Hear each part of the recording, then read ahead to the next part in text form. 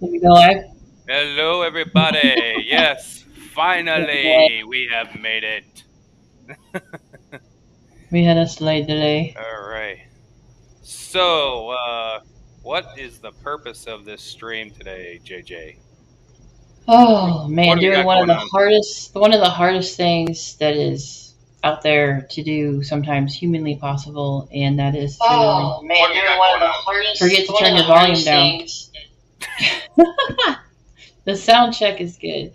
Um, Reaching out and making amends can be one of the hardest things to do.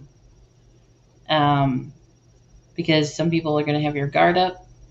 You've been through a lot of shit with other people or the person that's reaching out to you, and it's okay to have your guard up, but it's always good to try and reach back and meet in the middle to have a conversation to understand what the hell happened as best as anybody could. So to have a conversation and make amends, heal, and figure out things, and then move forward from there. But actually having the good, hard conversation. It is a hard conversation in the sense of if there's going to be some questions that come up that have answers that reveal the whole I regret what I did. I can't believe I acted that way.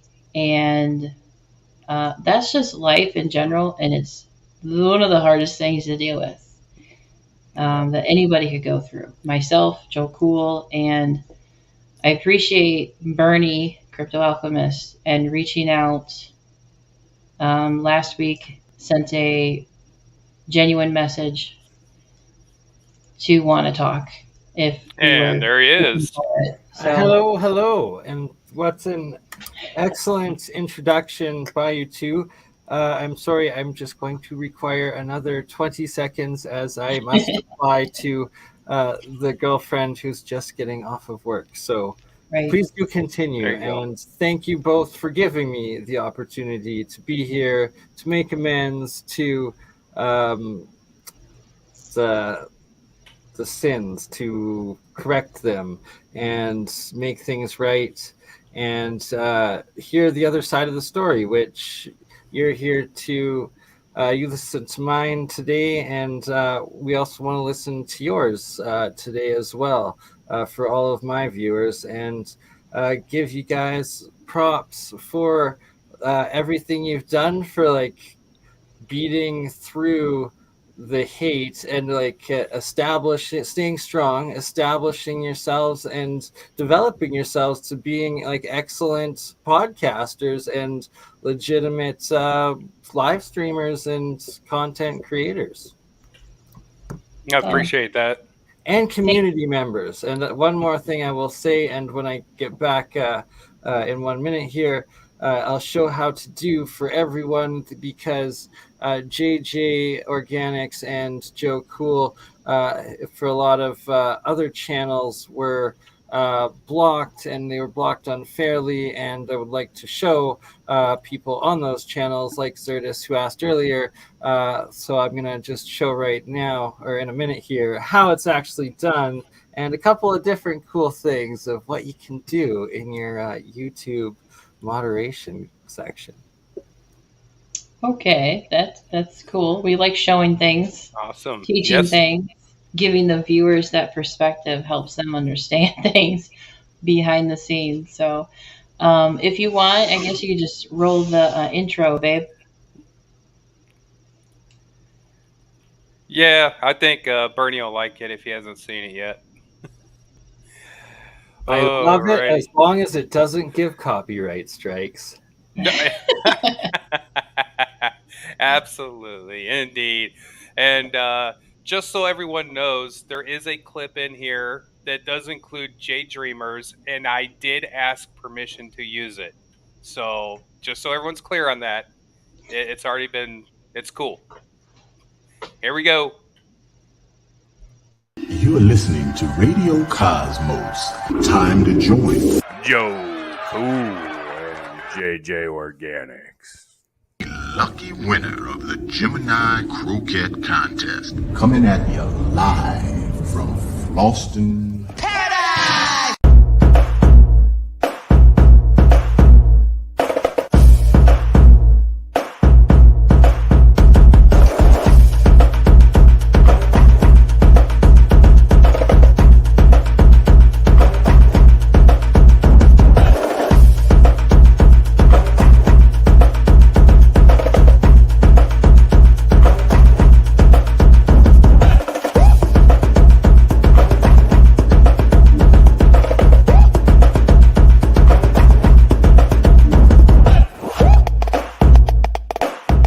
Joe Cool, who I see in many different live streams.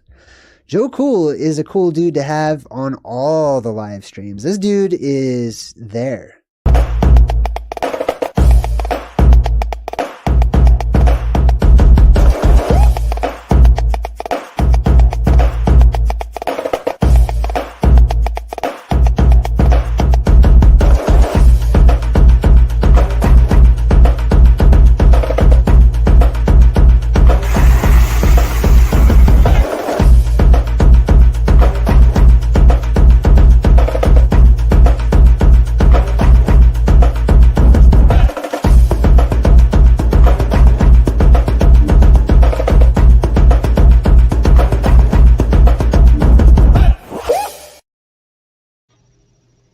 You keep the drum line going. Yeah.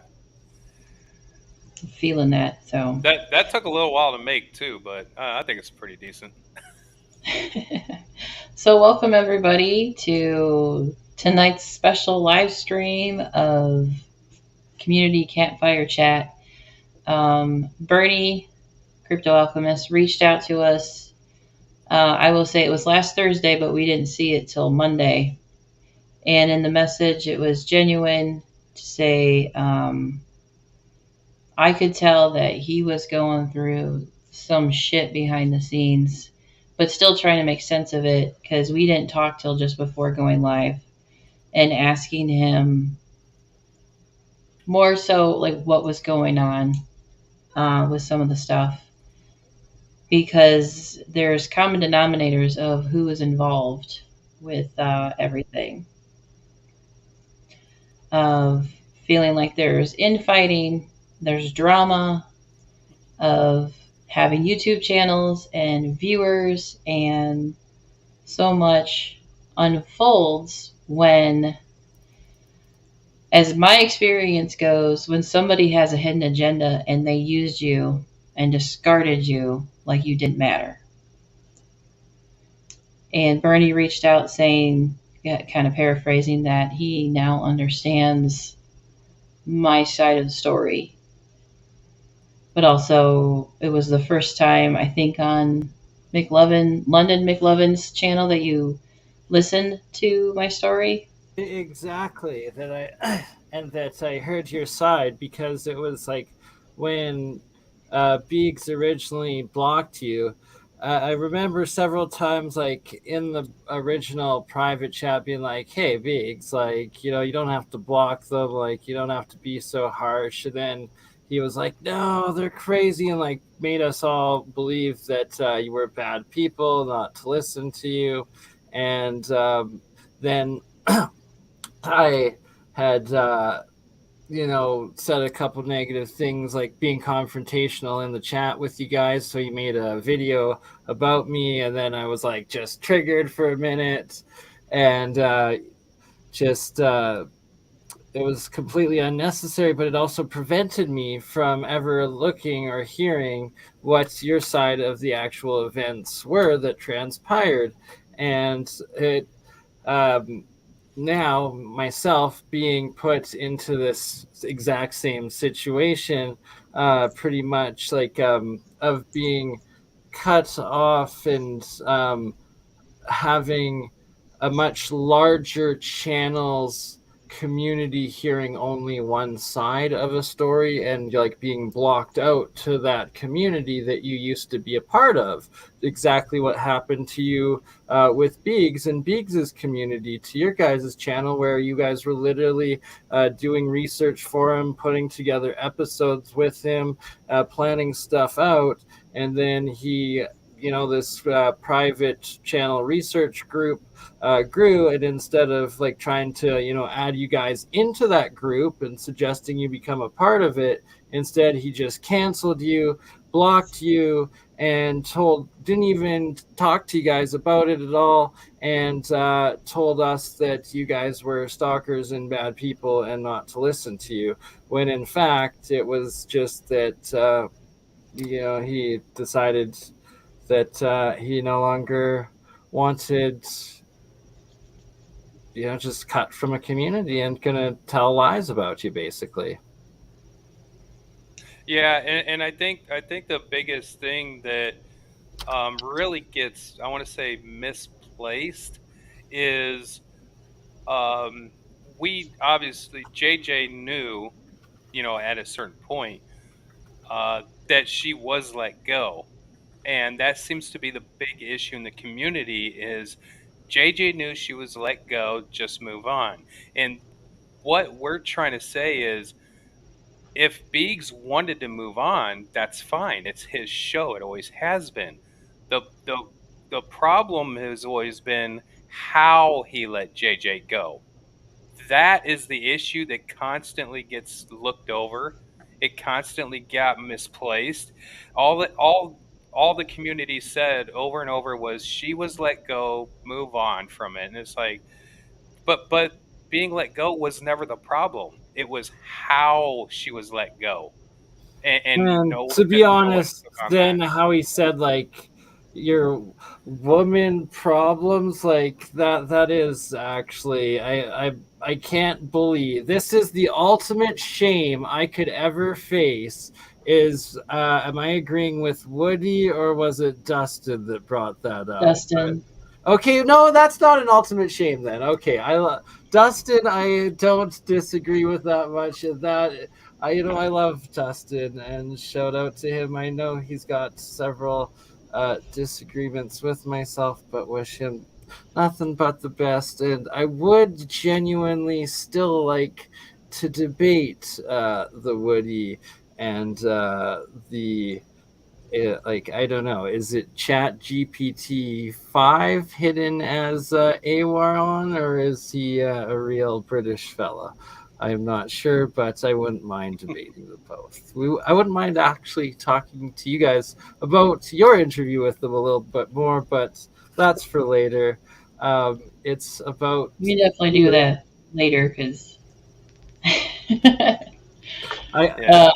another episode, because it'll take hours. I don't mind talking about everything, but it takes hours to talk about everything. Oh, exactly. So nothing's off the table. That's what I'm saying. That'll be at episode 2, because I would just embarrass myself because I haven't even watched the full thing, because at the moment that you first put it out, I was so triggered that I didn't. So it's now good that I'll be able to watch it with a new set of more unbiased eyes, and like the real debate I would like to have with Woody and Ewar and Dustin is what their alternative history research has shown and what their real beliefs are, because they flip-flopped like their one flip-flop channel. And that it's like I genuinely would like to see question the questions. Yeah, exactly. And being open for questioning the questions and hearing their insight without as well as also then refute some of their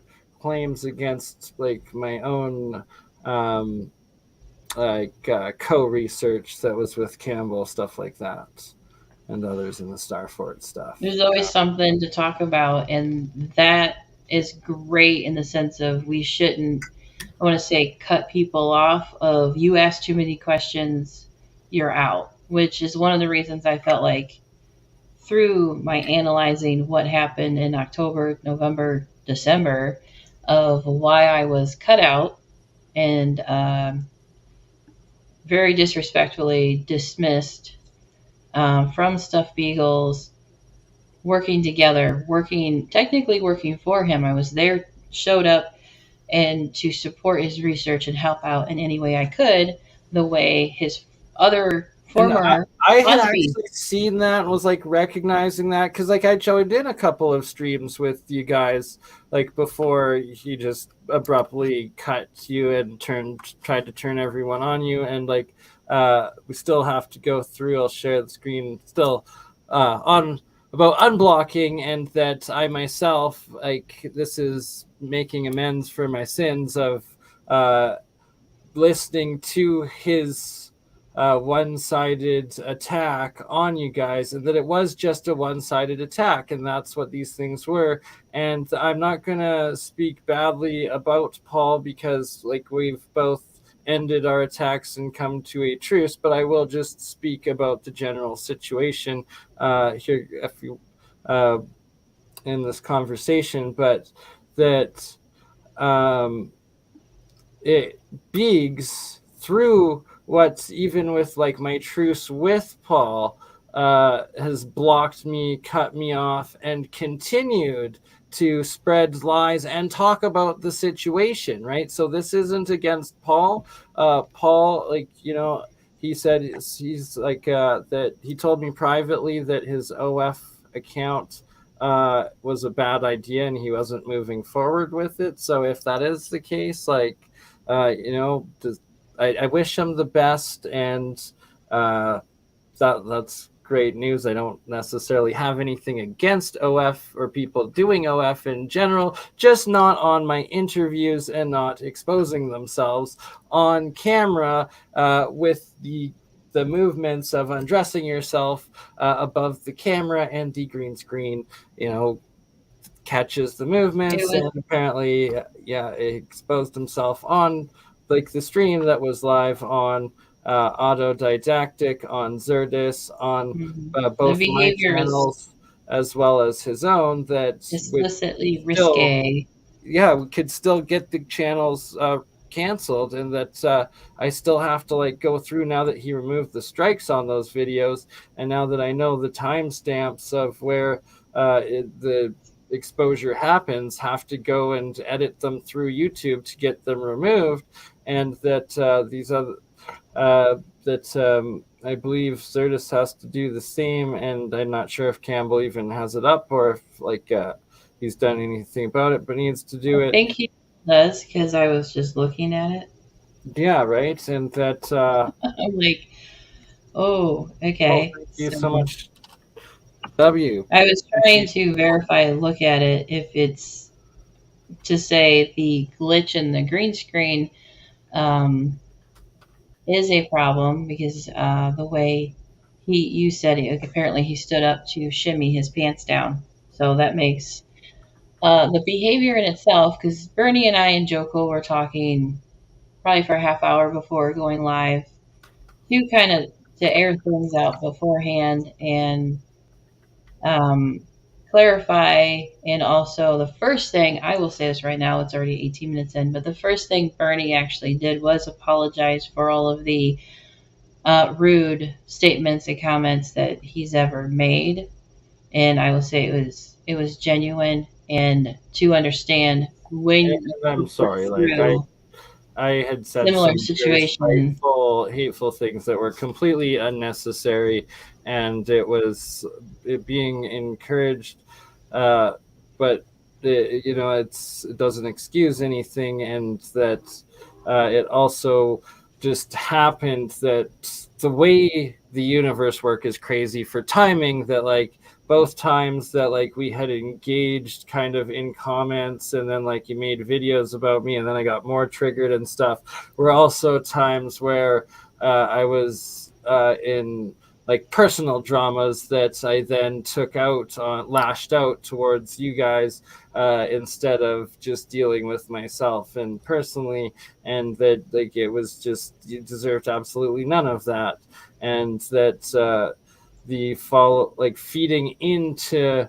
then the momentum of Big's continued attacks towards you guys, and having you like blocked into the community or parts of the community. It's so ridiculous, unnecessary. You guys aren't troublemakers. You've like proven on many other channels since being blocked by Beegs that you're both excellent moderators, community members, co-hosts, co-streamers, everything, right? And that there was absolutely no reason to have any of you blocked on anyone's channels, and that I let anger and pack mentality essentially take over my own personal reason of encouraging a couple other channels to block you, where I left you both unblocked in my own channels, but I was being hateful to you, so why would you even come on, like, participate in my community? But that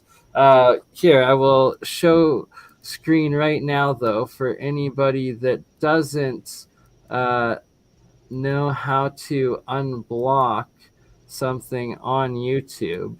When you're live on your channel, as we are right now, you go into the top right corner and you hit this community moderation button, which will then open this tab instead.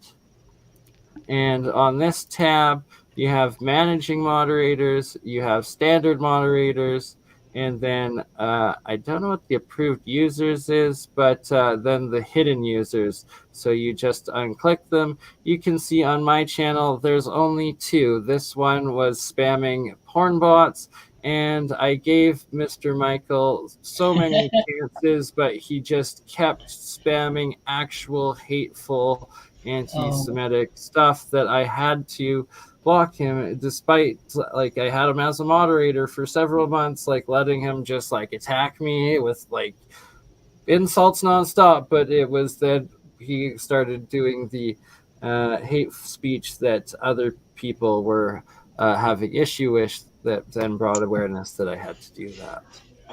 But that we have yet to experience that on, like, my channel with Michael Joshua Lewis personally, but I think at one point we did have somebody, like, in the very beginning, come on.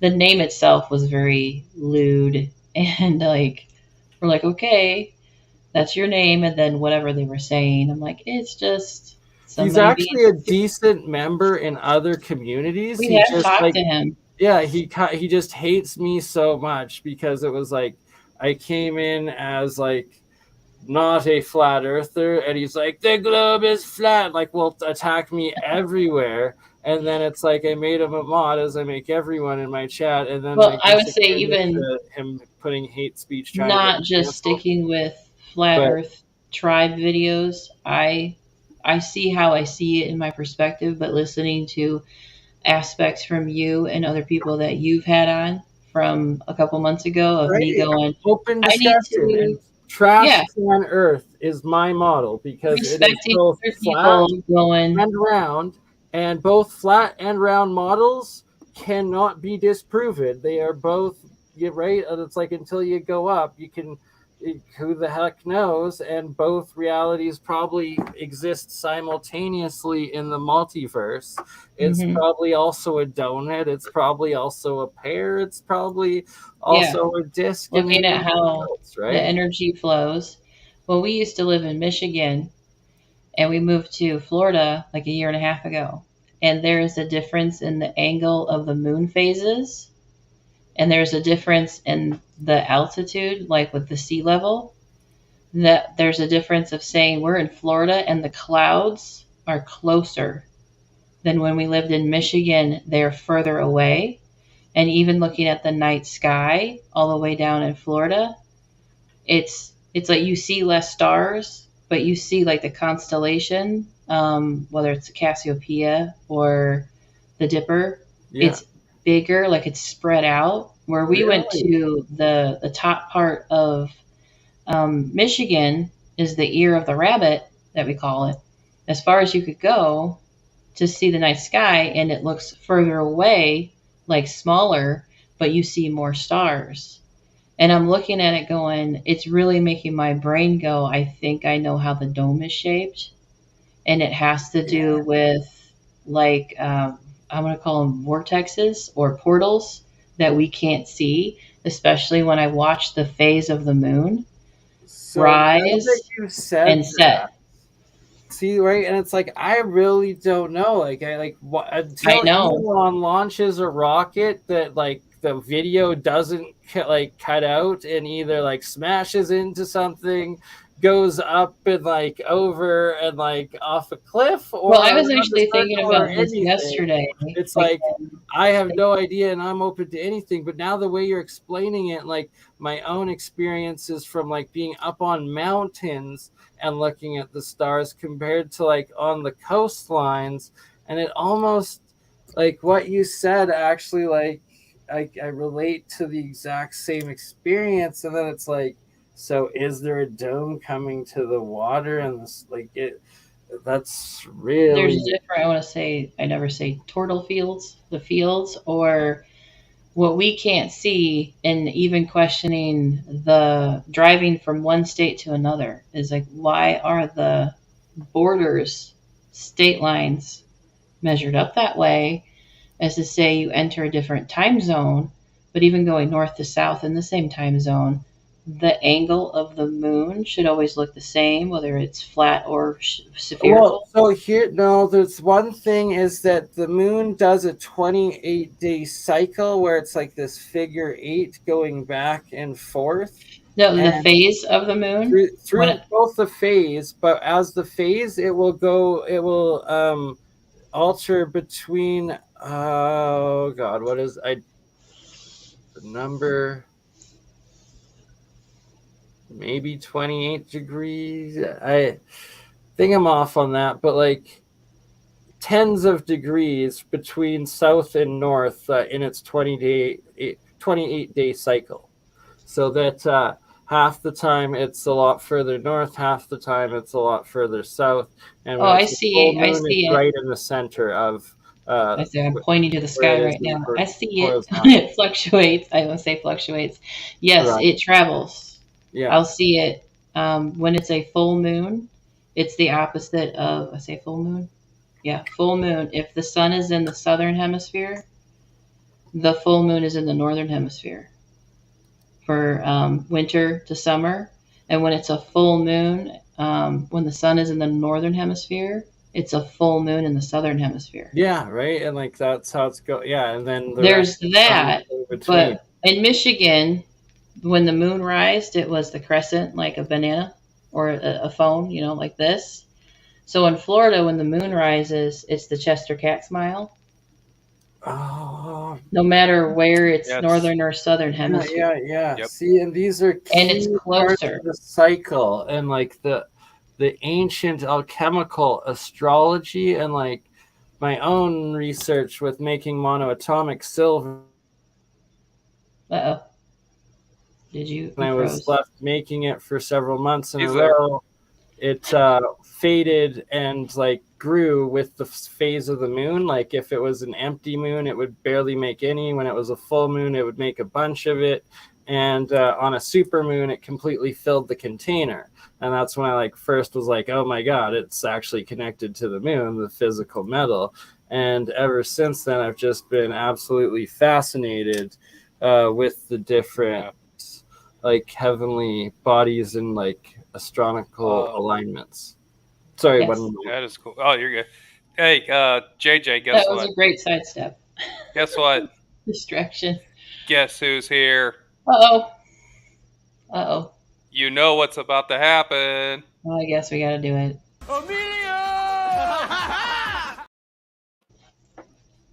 Emilios is here. Are you just gonna go through everybody else's then? He can't play favorites. He said, "Don't do it." I wouldn't play. Are you gonna play favorites?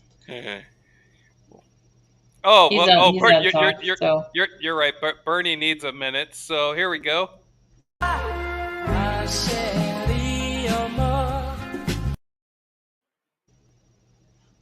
I'll let you click on them. Drew Duncan's in the house. What's my name? It's Dunk. Say hello to my chocolate blend. Don't mind if I do. Dunkachina.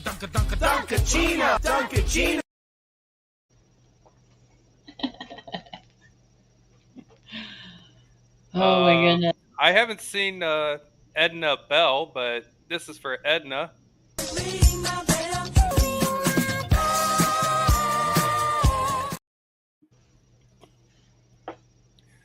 And we have one more, everybody, for the people in the land down under, Australia, and everywhere else.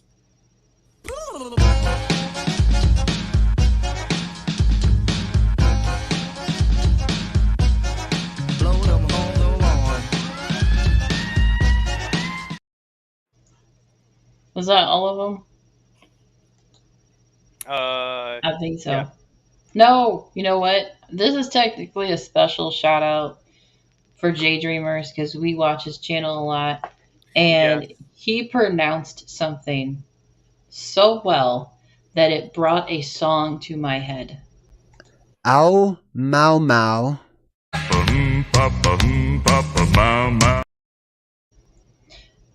Yes, the Oak Ridge Boys came to my mind. I'm like, J Dreamers is really good with enunciations. He's been doing what he's been doing for a long time, apparently. And Joe Cool and I, really enjoy his research and information over there on his channel. Also dealing with a lot of, he called it the troll war. Somebody else was talking about it. The troll war of dealing with negativity that can be from viewers. Viewers sometimes turned into moderators, and they have more of a connection with channel creators. And then somehow, some way or another, there's always some kind of infighting or just fighting and bickering. I point out a lot that personalities are gonna conflict. If personalities don't click, it can suck and you can take something the wrong way. But when there is more so, just some right out, some kind of act of disrespect from somebody, and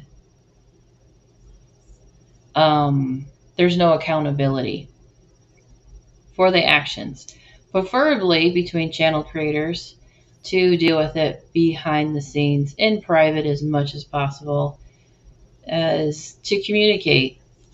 If it was live stream, to communicate behind the scenes to deal with the issue. The current situation between Bernie, Paul Cook, and apparently the team that was created between channel creators. Bernie and I and Joe Cool talked beforehand to ask Bernie to clarify even some information that I didn't understand as to why everything came public. And I asked Bernie when that live stream happened. It was like a month ago. I asked Bernie that same day Paul Cook sent the recording bragging about what happened. He said yes.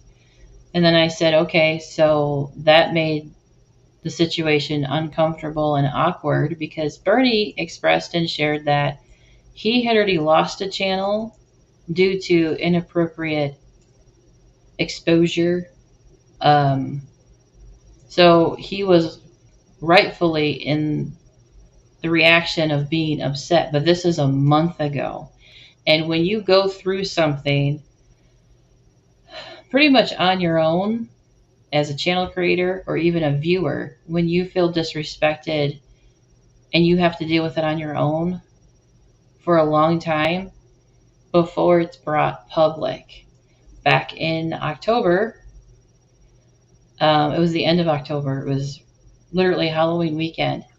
I was communicating with Stuff Beagle.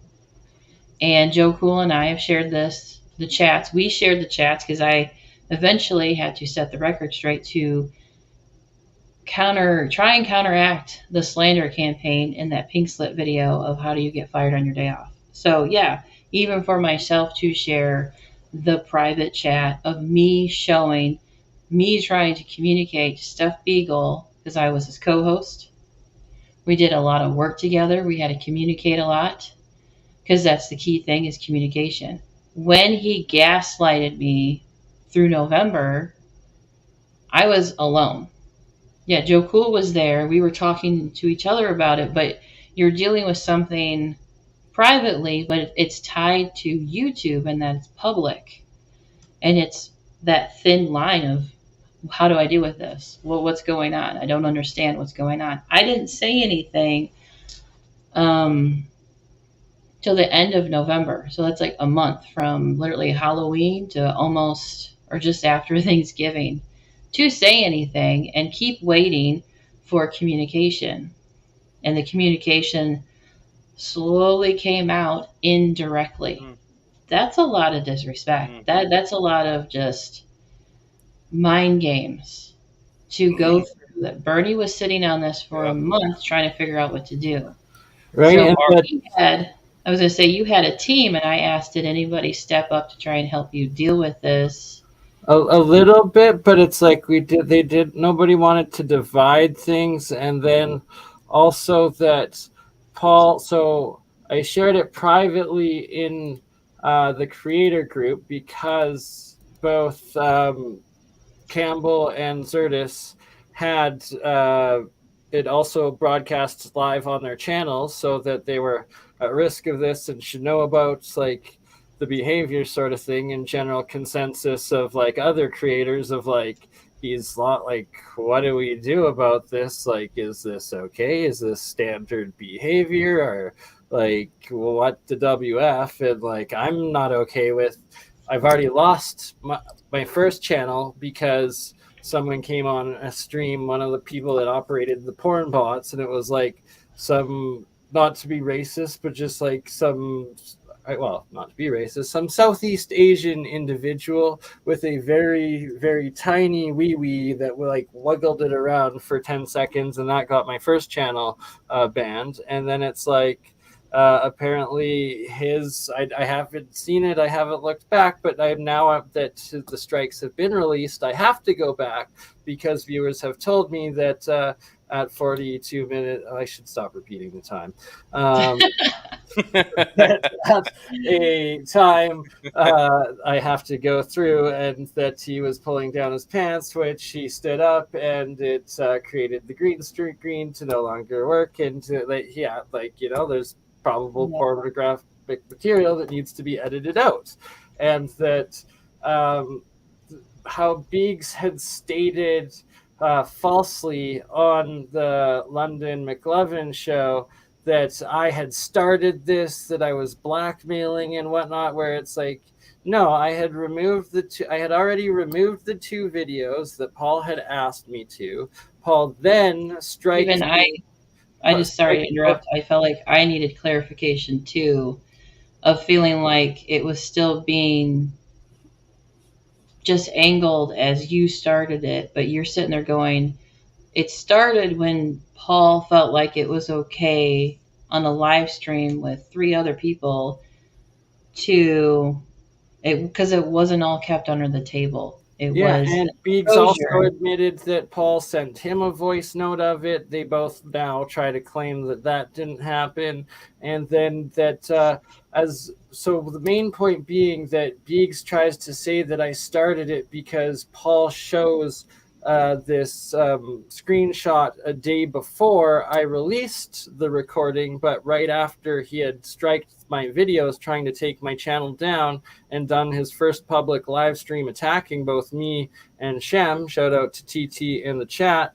Everybody should go subscribe to officially now TT Tartarian Truth's new channel, since Shem deleted his first 2 over all of like the hate and drama. And I'm guessing, and you guys should probably have Shem on for a future episode and ask Shem his story if Shem would like to talk about it. I suspect that though that you started over as TT as a fresh start, because it looks like he's doing the serious research, and like he's got a passion for the research, and like Shem got a shout out from John Levi in his latest episode, even for how like Levi doesn't do shout outs. and that that it's like um,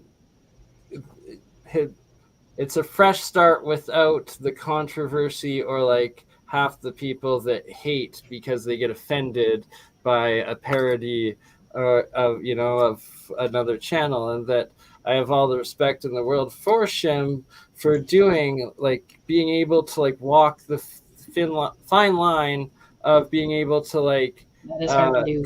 through comedy do criticism and like critique, but that he kept it always like accountable and not hateful or anything like that, right? And so it's like, of course, if you're like a hardcore fan of someone and like you see this, like you're gonna like get reacted at, like first, but like I feel he's been fair for everyone, and that I've encouraged him to make more about me, but then I guess since I encourage him, he feels like he would be working for me, so that like it's some secret way of like I don't know, but he since hasn't made his first one, but so mostly that's why you have Woody, right? So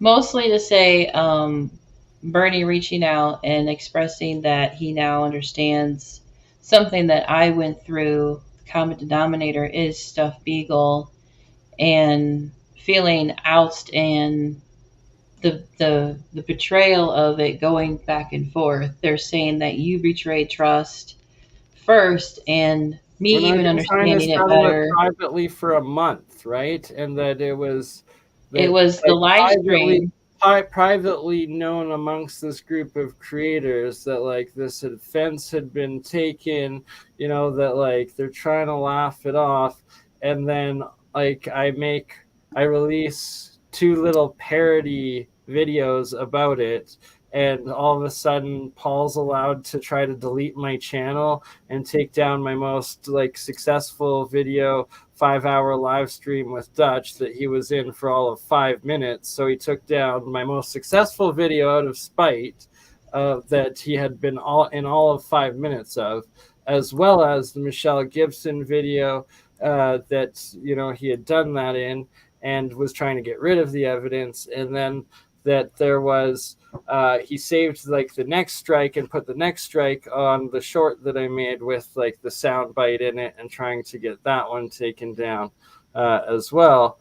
I don't want to go too much into it because I want to talk about but I'm just stating the timeline for like Biggs, because Biggs has continued to go on and talk about it and tries to continue to give this distorted timeline and this like and even the attacks of it, that he's still attacking, he's still on the attack. Why is he still trying to I've settled the issue, resolved it, whatever, with Paul, that like he's removed his strikes, that that was what I was trying to get done all along. Like like I hadn't had brought any of this public before he put the strikes on me. Then I gave 24-hour notice of him of like, hey, remove these strikes, trying to get me canceled before, like, otherwise I will have to make that soundbite public so I can defend myself and people know what's going on. Like, this is ridiculous. Like, you were a month later. Yeah, and like scrambling in desperation to figure out what to do. Private. Because I say, like, my channel down. Hearing that story that you had a team of people, and the ones that knew about what Paul did on the live stream and also shared the recording about bragging about it, it violated a trust with you because of what Paul did in the live stream. And everybody looks at it now as, so what? Paul got lucky under the table. And it's being overlooked. That you were taken advantage of. Actually, according to several people, actually exposed his genitalia on camera, like on this video that is on all of our channels still, that I need to now like go edit out of my own, or probably could be still risking losing my channel, like having my channels terminated again, like the first time that happened. The crappiest thing that somebody goes through is when somebody they trust and might call a friend violates your trust. The act of which happened in the live stream was a violation of trust. It was taking advantage of the situation to do something that, sure, he finds kinky and gets off on, but how inappropriate was it? Extremely. It goes against guidelines for a reason. Didn't happen. The But voice note was AI generated, apparently. to focus on the mistreatment of what friendship is, the mistreatment of what a team is, into Yeah. Well, my question to really kind of, I guess, get to a point, so to speak, is you and Paul were having your indifference, but Biggs throws you under the bus when the indifference was between you and Paul.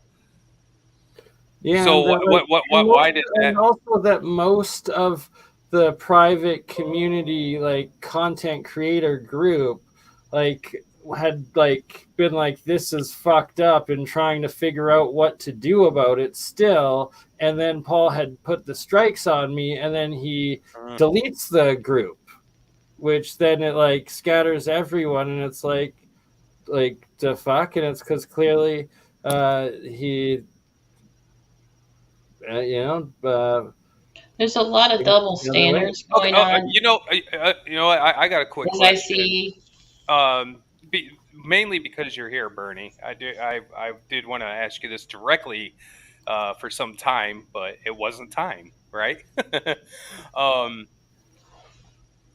At the moment that, and you'll know exactly what I'm talking about.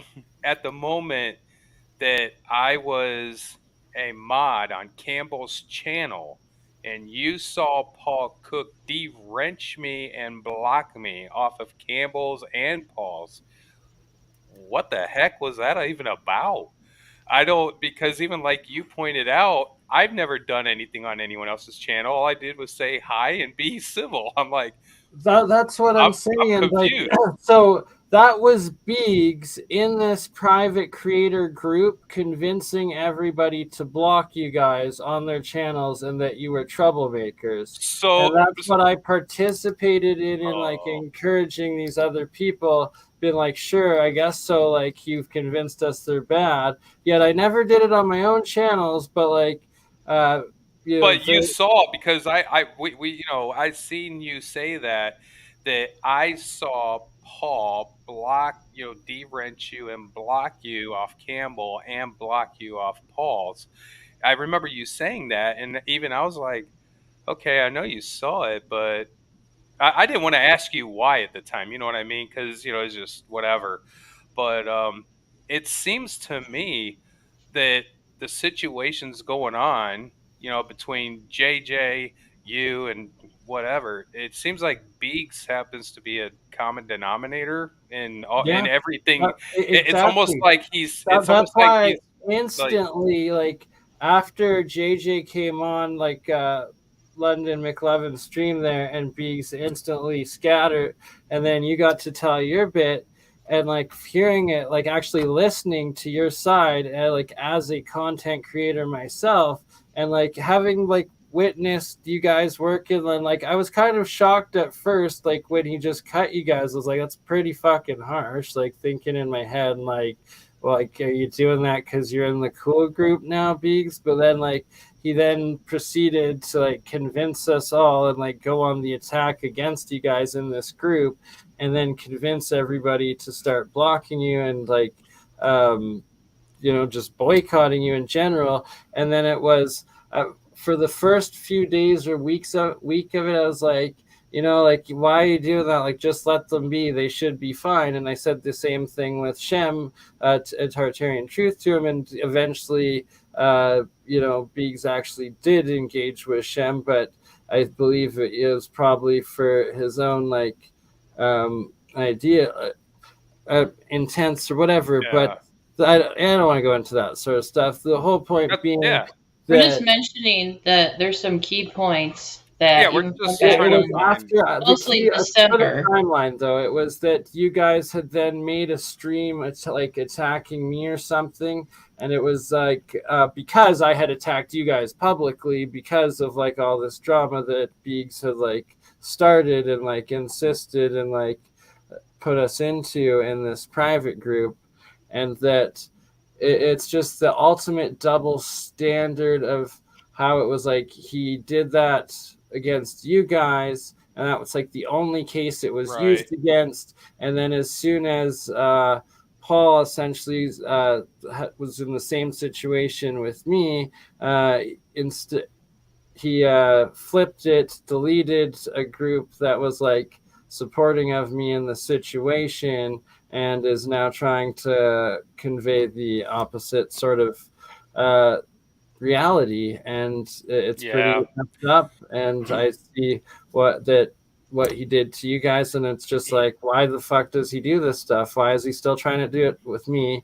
And why has he done it with you two the whole time? You're both awesome content creators, both awesome moderators, members of the communities. You've proved that on all the channels that haven't. Shout out to like Analog, the Archivist. There we go. He changed it, yeah.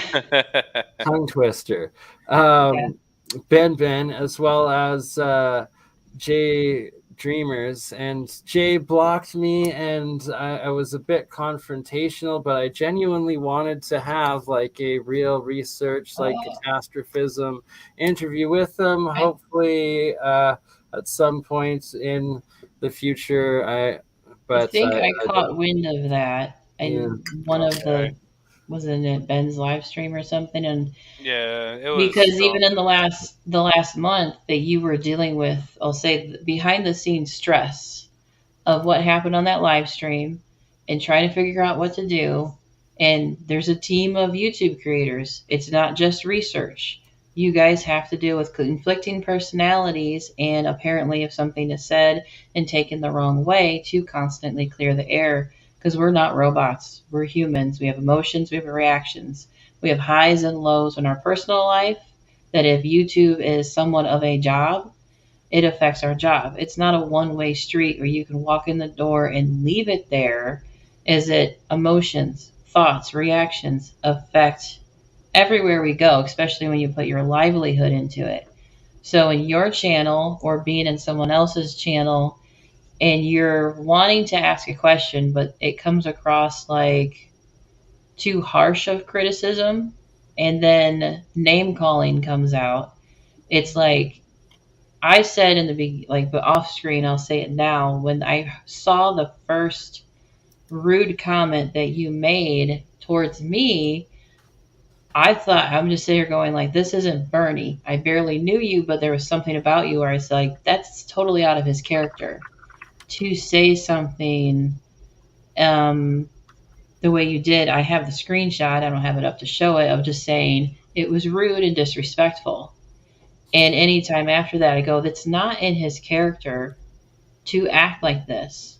That is what happens when you are, like you said, pack mentality. Almost in a sense. But also, you're also pack mentality, and they're picking you off as the weak member. Because in recent events of what was going on, that nobody stepped up to help you figure things out behind the scenes, and you. Well, it's that they were. Waited like a month. It's that they actually were, but right like at the critical point when Paul puts the strikes on me over a week ago, Beegs instantly dissolves the creator group. Push comes to shove, it's abandonment. Friendship, true friendship doesn't get abandoned. True team members of friendship, whether it's YouTube related or the homeboys down the street, you don't abandon friends. Well, absolutely. And turn on them like that. Don't get me wrong though. Like my favorite part of the London Man McLovin stream was when Beegs and Luke, Ancient Historia, were on, and Beegs is like, "Oh, you're free to make a new group," and Luke is just like, "Don't worry, we have." And it was like he's just like so shattered and taken back, and like it's just like that. No, like there is a good group of like creators like still there, and it's that we didn't want to divide an entire community and just turn it into all attacks and stuff like that. Yeah, it's hard like to Mike came out with his story like the next day, and then it's like it just turned everything so toxic, and that is not what we want all of this to be. We don't right. Drama, and we don't need this drama. It should never be about this drama. And then it's questioning why. And so this is my final stream ever, like mentioning this stuff, unless like new strikes come up or something legal. Otherwise, I'm just not going to do a stream about this again, because it is not about drama. That's the whole point of it. And this specific stream is about healing, and especially with you, JJ, or and Joe, like, just you've always been cool. You are Joe Cool, and you are an organic creator, JJ. You've proven it over and over, and I'd love to have you guys on again, like for future streams, like as co-hosts, especially like a couple working with AI, as like it's really good to like get those for the good, like AI images, backgrounds, thumbnails, stuff like that. Like Ben again, the archivist. Analog has used it for great productive purposes and like visualizing alternative history, but at the same time, still shout out to Edgar Reese with his social experiment, and now like using it for comedy. But he's the one that had Beyond the Ice Wall, and that's everybody thought were these serious pyramids in Antarctica. Social experiment seems to be bigger than just he actually came on to like shout out to Shem again, and like TT brother, like I gotta post Shem's link again so people can go subscribe. It says currently there's part of healing is exposing the toxicity. Yeah. Part of healing, and even to say it sucks that there's always actually going to be a divide in the community, because you're going to have genuine people who are here to connect, keep the air, clean and not infight so much. But you have toxic people that play games and they manipulate people, and it doesn't show like an immediate like red flag signal that someone's going to take advantage of others. And like it was pointed out a little bit ago, J Dreamers, Paul What the Flock, there are other content creators who are having to deal with toxic individuals, whether it be creators or viewers, because they're in both. they're not just viewers, and they're not just creators. The videos, the toxic individuals are involved. And that's why I'm pretty sure Shem, shout out again, TT, deleted the original Tartarian Truth. Was that it was he even called his live streams toxic acid gossip, right? And he would love every comment, and he'd like laugh at them, but like there was always like equal hate to like equal, well, not quite. There's like a decent amount, but see, you gotta post TTs up. But he says that, right? Yeah, exactly. Like no hard feelings. And that's what the drama creates. Say disagreeing with somebody or not to get back to liking something that they did isn't hate. I don't agree with everything that Tartarian Truth did or shared or said, because we're different individuals. We're not going to agree 100%, but respectfully saying nothing that I've seen, and I haven't seen everything because it's impossible to see everything. There's a lot of shit out there. Nothing that I've seen that Tartarian Truth put out there or said or did ever upset me. It's just, if I don't agree with it, it's not hate, it's my opinion. Oh, yeah, of course. Somebody else or some people will take that and twist it. And that's the same thing with, I don't agree with everything you say. I don't agree with everything my better half has to say.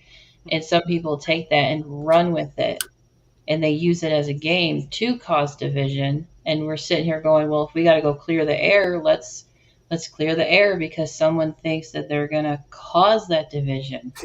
And Yes, an opportunity like working on it right tonight. now simply to clear the air and move forward. And we're an hour in, so we should move forward. And the key part is always listening to the audience.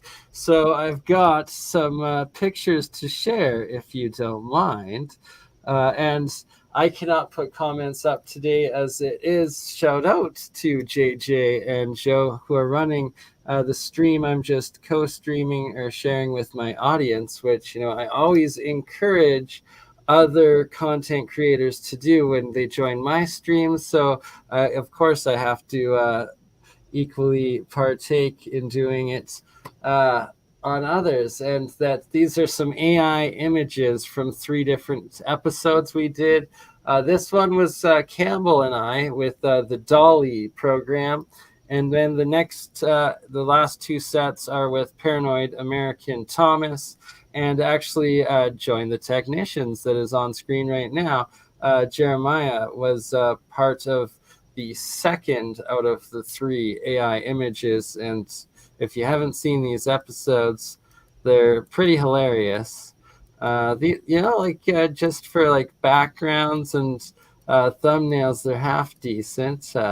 Bert and Ernie meets Dolly 1. I don't know. There's some creepy things that come out There's of some it. creepy ones. I'd like. Oh, definitely. Like, and like the spelling, Fasp Dad. Okay.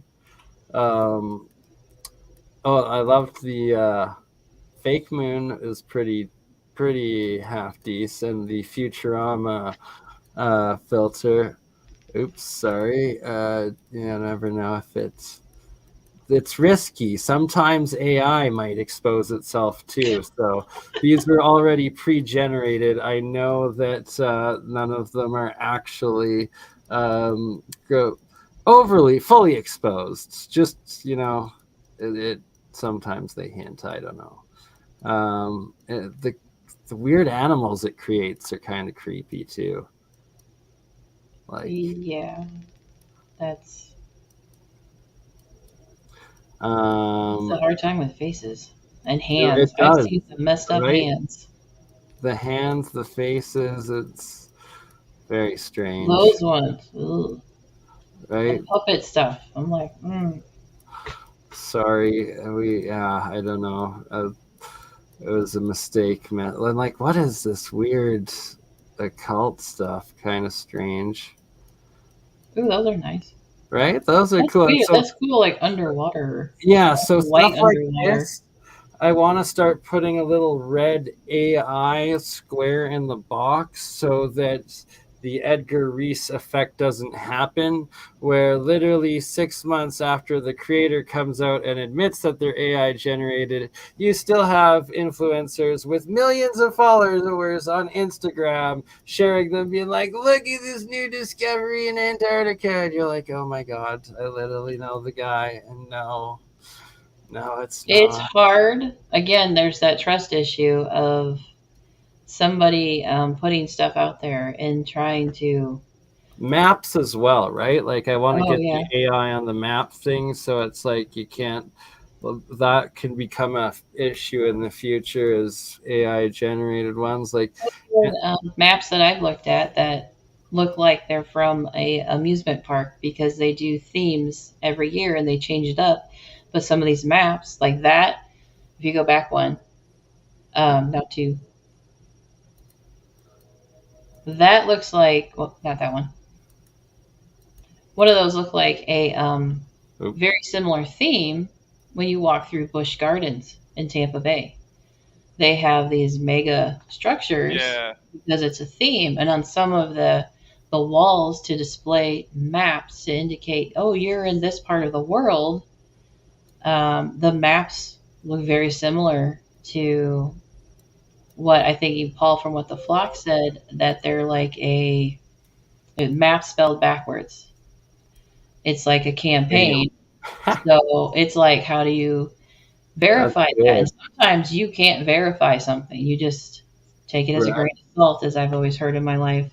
of just take note of it, and from where I'm at in my life, my perspective, I do what I can with this information of research related stuff. So shout out to Join the Technicians, JP Jeremiah, that is watching right now. And you can see, did it actually spell science right on this one? Oh my God, I think it did. But usually it doesn't. Up in the top, it didn't. Yeah, exactly. It's it's a variation, but language has changed Paranoid over the America. years. And of course, Thomas, Paranoid American, that generated all of these with his new AI generating unit. I forget the exact. So do you guys think you're teaching AI, or is AI teaching you? Both simultaneously, right? And that I go in with it with like a positive intent of like feeding AI these alternative data points so that it, at least it can start making something of them and like including it in its intelligence, and especially not feeding into like all of like the different trending hates and like algorithm stuff that's like the divide and conquer politics and whatnot. You got to do the opposite when you're inputting and interacting with AI. You have to like be positive, building conscious conversation with the chat bots and the AI is a person?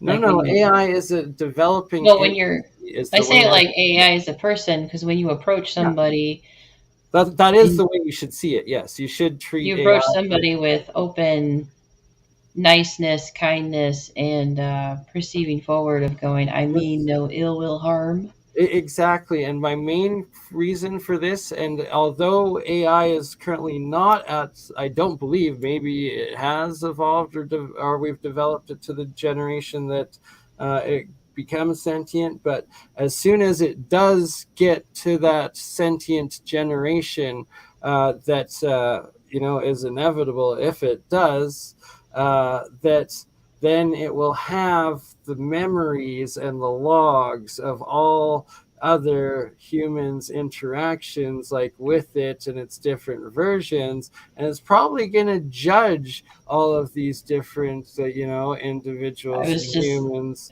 on how they treated it, potentially. This is always my thought because I went down the DARPA rabbit hole years ago.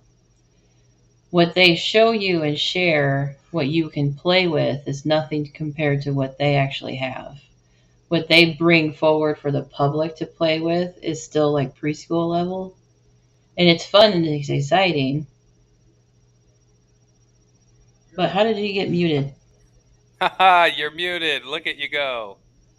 Wait, Sorry, I muted myself. So what you're explaining right now, I believe, like, shows that they actually created a sentient AI like at least 2 or 3 times now, and they like instantly hit the kill switch on it. So that is what I suspect. If you like read the actual stories about like it's learning. Oh, exactly, and it's constantly learning. So it'll learn the next time when not to go too far. So once you take it on to that next generation, like you switch from Wi-Fi 4 to Wi-Fi 5G or 6G, right? Like it's the same with that AI. We're at Chat GPT 4, right? So it's on its 4th generation AI, where there's a certain level there that's that sentient generation that it's going to reach, and God help us all. I like do not program. I always joke and just say Skynet. Kill us. Like you don't go with Skynet. Like X Skynet. Just yes. I want to bring this up since it came to light. Let's bring it all to light. Here we go. Yeah, absolutely. It's on screen. Somebody has to heal themselves before a conversation could ever happen. I would like to. I do not see anything on screen, though. See, Bernie's story is a little different than mine, I guess. And for here's how the much thing. That's why I said this is the last episode. how much damage was done towards me to look at that comment and go, Yeah, you have somebody every has right to to tell your story. It's crazy. Like, it just cut you. Like, yeah. it was. I'm always working on myself, but I'm sitting here on a platform and it's, say, my channel. I come up and I talk about what was said in direction to me and I call it out. The toxicity of name calling, I go on my channel and I talk about what was said, typed up, or a poster, meme, anything that was said that is negativity and done towards me. I talk about it on my platform. I talk about exposing the negativity, the toxicity that's there, and um, the the bigger the hole that someone digs, they have to get out of it before I could meet them at the table. I can't To cross that line. me, Right? Yeah, like, it so goes just to Shem, along with I the have to whole say to thing Shem right of now, sorry to interrupt, but like, Biggs just blocked me on everything, just like he did with them, and like has now started trash talking me since I reached my like truce with Paul, took down all of the drama videos, was moving forward. Biggs has now 2 days in a row done live speaking on this and telling an alternate different story to like, like, why is he continuing the drama and why did he just block me after he had given me co-creator status as well on his channels and like moderator on his channels, just instantly everything blocked. But the problem is, this is what happens, is they always spin it as going, you are the one causing the drama, Bernie. You are the one causing the drama, JJ. How dare you hold somebody else accountable? You're not allowed to hold others accountable, but they can hold you accountable. It's that whole problem with do as I Worse than say, that, they'll not as I actually do. propagate lies It's against like, you and no. slander, and And not just people, hold you accountable. It's ridiculous. The double. All I know is I don't name think calling, I don't think people truly besides understand what he what said in the ESET accountability video. means. I think people literally forgot what integrity and accountability even means, because all I hear, all J Dreamers hears, all Paul What the Flock hears, all everybody hears is, just walk away, man. Just be the bigger man. Just take the high road. Well, here's the thing. If everyone walks away and everyone takes the high road and everyone just leaves them alone, guess what? More are going to come, more are going to come, more are going to come, and more are going to come. If you never I stop feel it no from excuses happening, you're for gonna Joey have be a blocking freaking. anybody. If there's no accountability, you're gonna assume chaos. That's how it works. If you don't call it out, it's gonna keep coming in more and more and more and more. That's how it works. So who's gonna stop it? So to be fair, I have to come over to Beagle's side on that, and that it was actually almost becoming too one-sided, like of, well, something needs to be done about this situation, and that I guess Beags felt that on the other side, so that's why he disintegrated the entire group, and then we just recreated it with like 2/3 the people, a couple more still need to add in. Any creators open to joining, as are you two, and if you would like to, I shall send you the invite, but I also need to answer the girlfriend's call again, so I will be right back. Okay.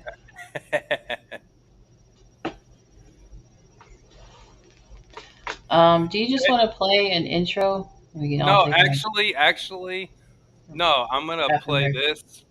I'm or gonna play something. this. No, I'm gonna play this because this again is full proof of lies. Okay? This is holding people accountable and not allowing them to spin narratives. So, here we go. Over here, October 22nd. you told JJ and myself that to take a week off. That's what you said. 1 week. Now what you're talking about is muddin. For anyone who doesn't know, he did muddin on Wednesdays at 9 o'clock. You could check it out from muddin 25 forward. Okay? It's pretty much about the same time every Wednesday that it happened. Now, he said this one, take this week off. No problem. However, he never said anything about any of this. Why? Because he stopped talking to us after this. After this, he stopped talking to JJ. That was it. He made a message here, which I'll get to that, but he pretty much stopped talking to us after this. I don't know what happened, but let's see. I had 3 days, I believe, warning. I think I found out on Sunday, and I went to work on Wednesday. Wednesday would have been the day that the next show would have happened. That would have been Muddin 32. Okay? And so I had to cancel the show. I posted a comment in the comment section and telling people that I was telling everyone, including you, that I would not be doing the show. Okay? So that was posted. And I think I even let you know in the comments on the... Yes. Okay. Again, we were never saying that we didn't know about October 26th. We knew about that. Everybody knew about that, just like you said. The problem was over here, another week later, I got a hold of you because you said nothing this entire week, and you said nothing all the way up to this Wednesday either. Now again, you said 1 week.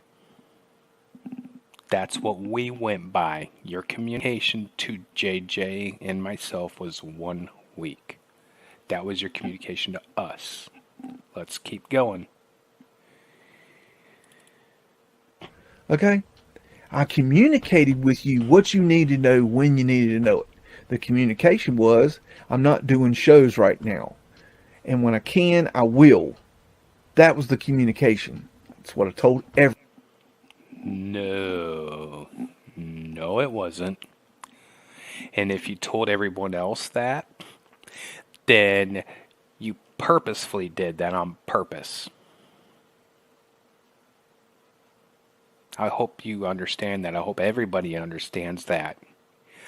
That if he's telling everybody else one thing, that it's fully on hold until I get back to it. Then tells JJ in a message over here 1 week.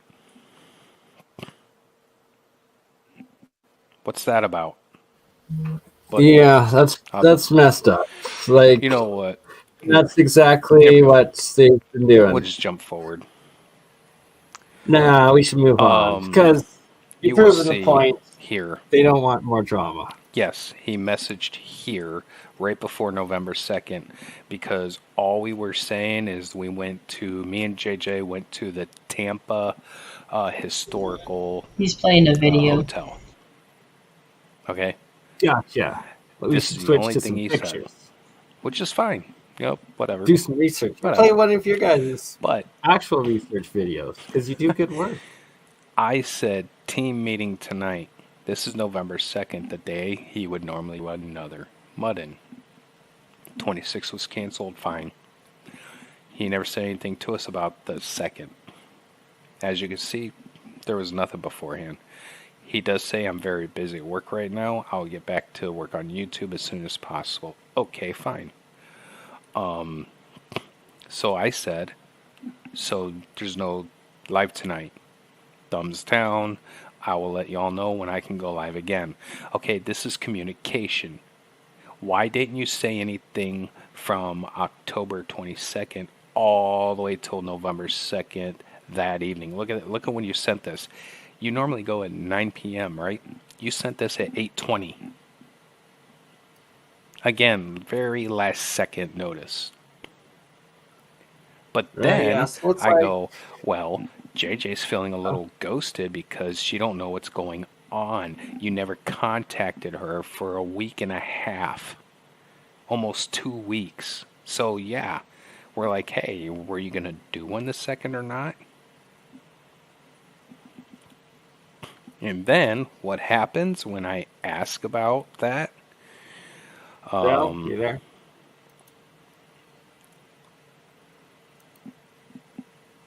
Here we go. And yeah, I ankle really vortex. could give a flying Ooh. fuck about This YouTube live right effect now. as well. I will deal with it when I get there. Wow. You don't speak to us for 2 weeks at all. Nothing. Yeah, it's mine. And you rip our head off the video for effect. bringing it up. And as you could tell, November 20th, I said something. So November 2nd all the way till November 20th, you know, see? November 2nd, you ripped our head off. And I said something here, you know, trying to get some communication. So again, we went 2 weeks. Still no communication. Basically, after you said what you said there about don't give a shit about YouTube, never heard from you again. Still haven't, really. Just tossed it to the curb like we never mattered to begin with. But let's No. keep going. If I knew what to tell you, I would. Oh, then it's like, then you say, oh, and then the next day he went live. Okay, you're right. Because I had a problem on the job where the materials didn't get there. And I could not work because I didn't have materials. Okay. And shut up. And so Sherry. And I got time in the afternoon and I decided to go live. Okay. At the last minute. Because that's when I decided I was going live. I immediately sent you a fucking link to the fucking stream.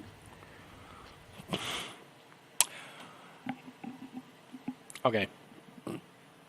Yes. And Yes, fun. Okay, no big deal. Short notice. No big deal. Didn't bother me one bit. I understood. No problem. Okay. Then you sent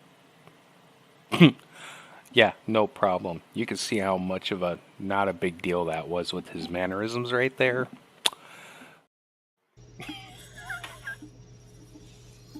right, like, and it goes to show, like, they treat you like they just drop you and block you and try to turn this drama and make the drama, and that is why we have to focus not on drama and on healing and the real research. And that's like you guys are doing. You're exploring tunnels coming up and stuff, or have you done? You've done a couple of videos on it. Have you done the on the ground, or are you guys about to do the on the ground? Yeah, we did the tunnels. That was wow. That was a long stream, and honestly, there was so much information we had to actually end it because we were so tired. It was lengthy. Oh my That's goodness! good. But yeah, we did. If you go on JJ's channel, sure, you're gonna see some community chats like this, but you're also gonna see star forts. What we did in Key West, we did a star fort in Fort DeSoto, and we did a tunnels like you mentioned in Ebo, What we should which was set up heavy. then, guys, is get you boots on the ground at one of the Florida star forts for when we do the next Dutch Sense interview and stream, and have you guys maybe like join in live from like a star fort down in Florida, and that would be epic as all heck, because you know, a star fort themed episode with you guys doing some boots on the ground out these places. If you're close by to them, that would be pretty freaking awesome. And real research with, you know, beef. Collaborations with real research and stuff. But Exactly. yeah, there was a point. I want to recap to the video with the scheduling that Joe Cool made. The video months ago and recapping the communication problem. Well, As that's Bernie, fucked. you Like, said you were the fact given a that he lied narrative. to us and said that, like, he literally claimed that you had done nothing, that you were just useless. Meanwhile, you guys were putting together the content for several shows that you guys had scheduled together, and he just dropped you, cut all communication, blocked you in the chats, and just like started attacking you for drama. And like it's sickening. It's And effed up.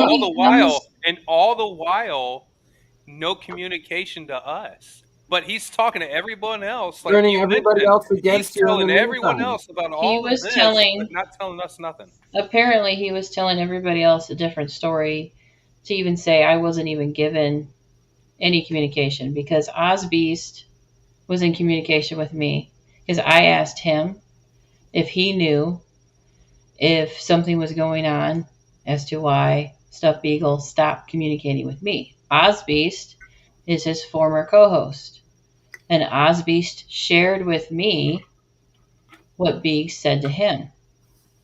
And then yesterday? London McLovin's live stream, Hippie Shake made a comment in the live chat that she had more information than I did. To go back to October, November, to say Hippie Shake made a comment that Stuff Beagle had a job, a major contract going on, and he was busy. I was never told any of that. I was told a week. So when we came back the following week, the beginning of November, and we reached out and said, basically the day before or in the day of when he does live streams on Wednesdays, we get our head chewed off for communicating with him. So I've got I was sitting there question just in the chat that says, do I think Paul has changed or just playing nice for now? And I genuinely hope that, you know, his trip to Malta and then to Egypt, that he's focusing on that and does change, and that I'm not going to get into anything further on that because it is actually Biggs that has continued the attacks and the lies and the drama, and that is why we still have to address Biggs' behavior right now in this stream, because I have settled everything with Paul, and yet Biggs is trying to keep this drama going for the continuing the next 2 days.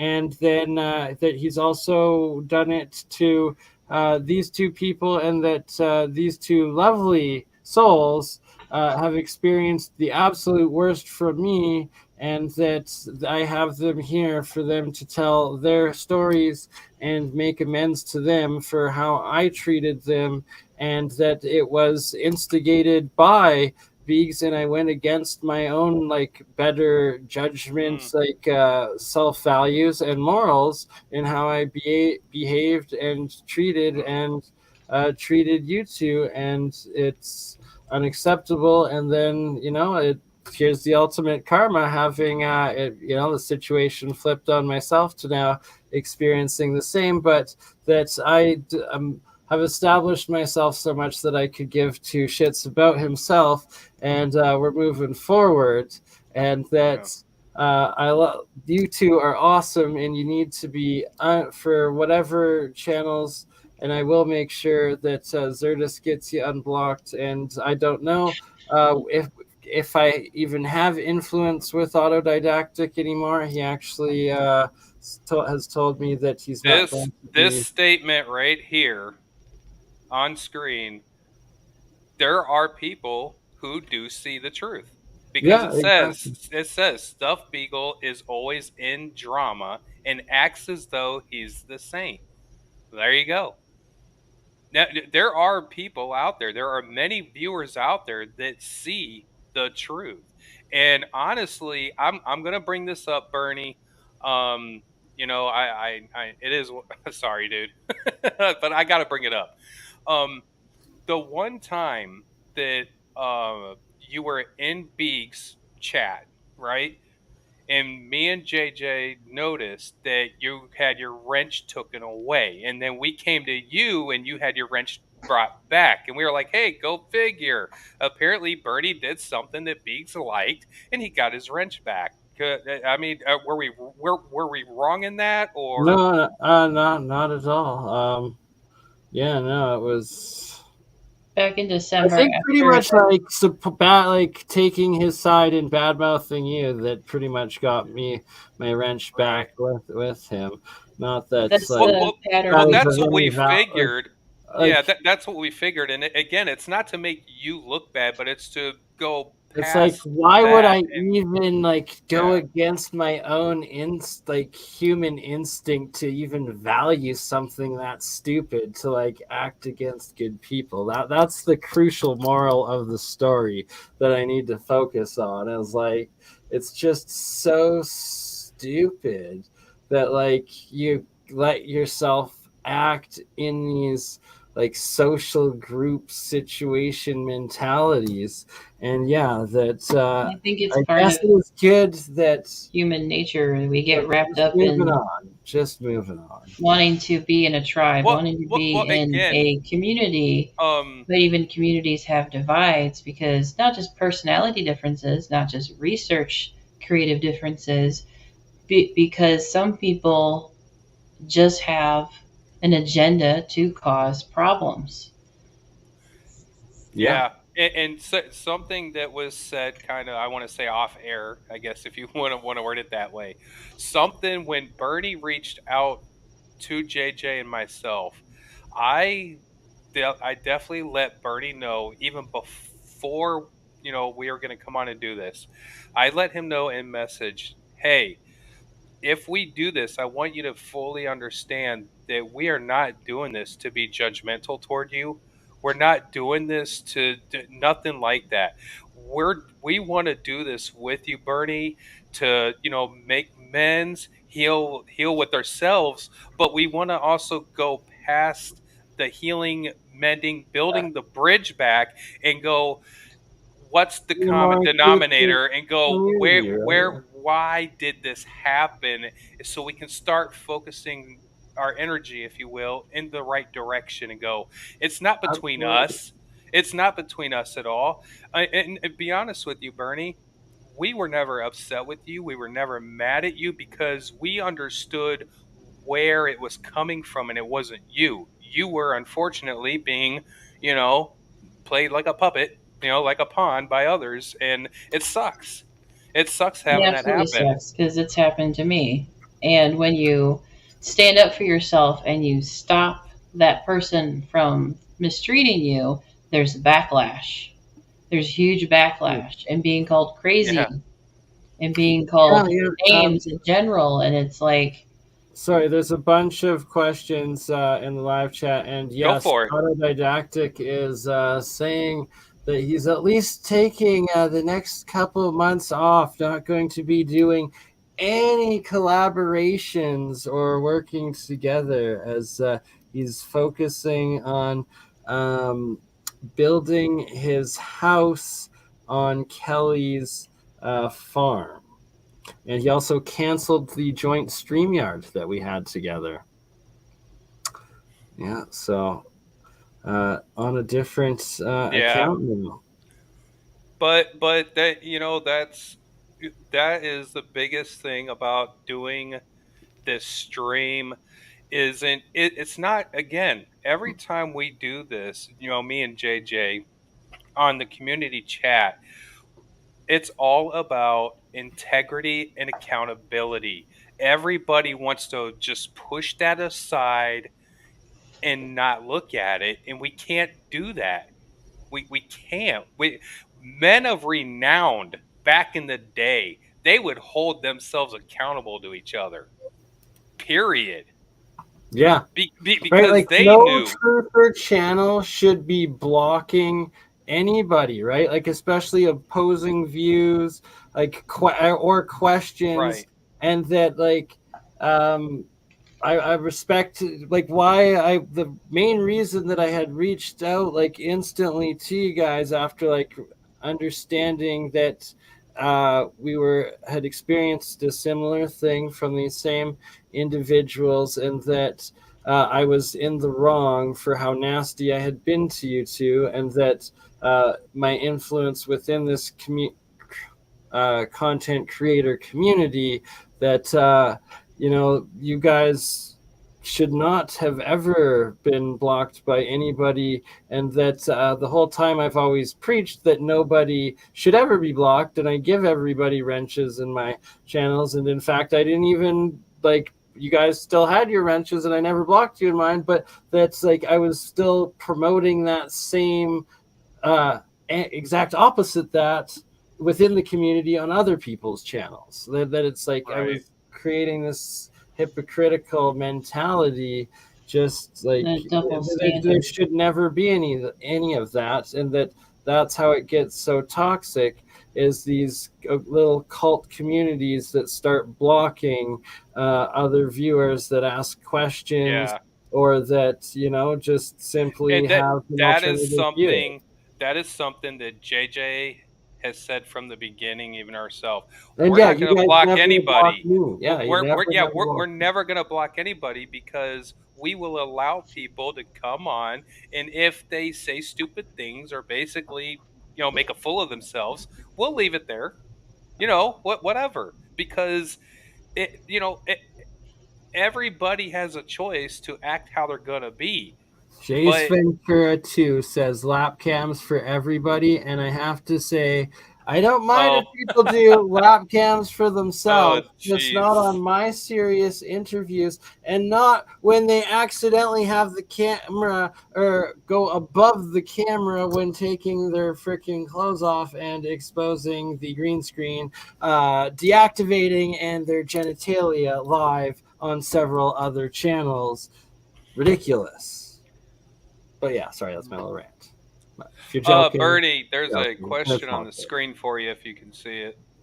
You say that about autodialectic. There's more of a story. He hasn't blocked communication. He's just saying that he's taking the month off to focus on building at home. And if he's legitimately doing that, which he could be as well, as he could just be wanting the time off to avoid all drama and be focusing on building a legitimate house, because last couple streams, if you haven't seen, he was out of a van, and that I understand why he wants to build a roof over his head, and I can commend that, but we'll see how things go. What do you think about this next one, Bernie?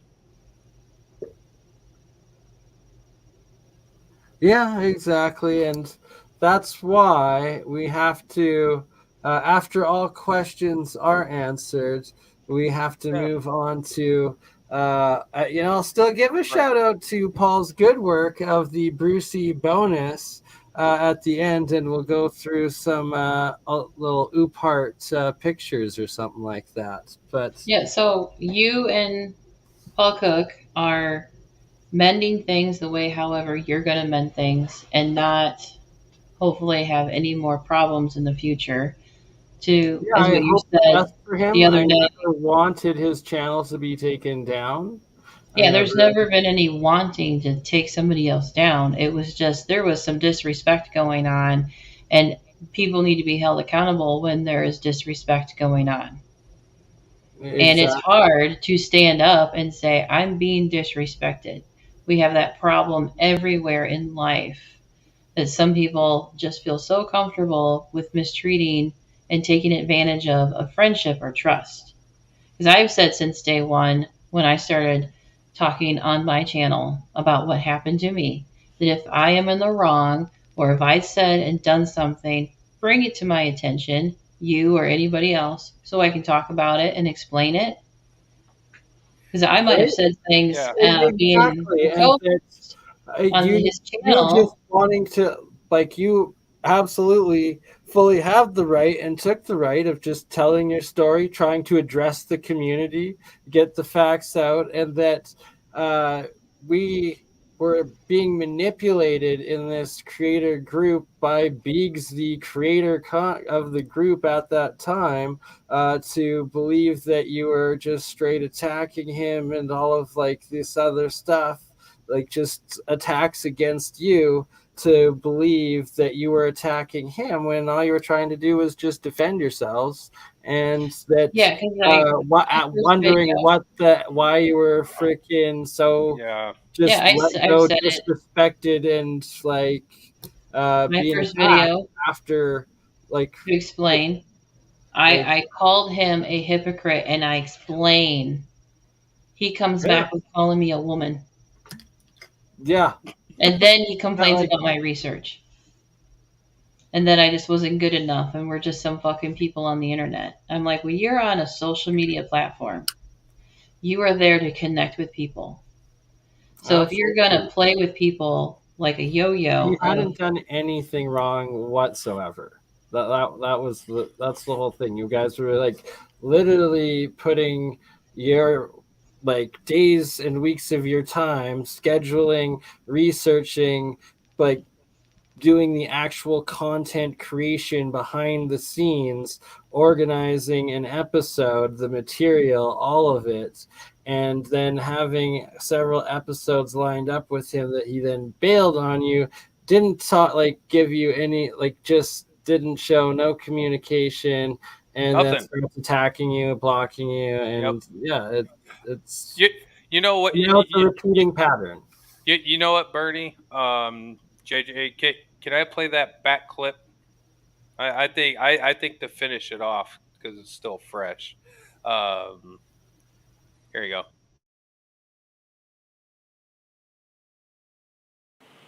Oh, wait, I don't give a fuck about YouTube. Oh, but I'm going to go live. Wait, what? But like you said, you sent the link to go on YouTube, right? 45 minutes before you went live.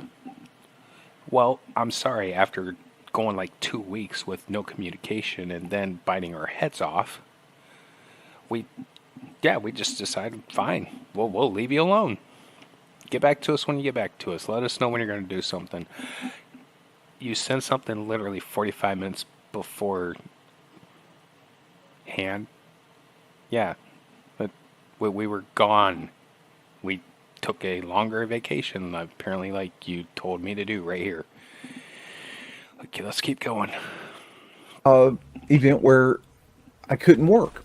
That I think I'd worked myself out of work, or there was rain or something like that. There was some reason that I had time off in the afternoon, and I decided to go live again. Okay, and so I sent you a link.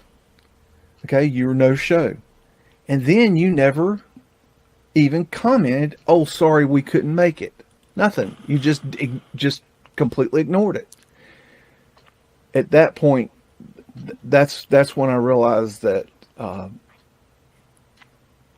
that this is something I need to end. That this is not working for me, and it's not that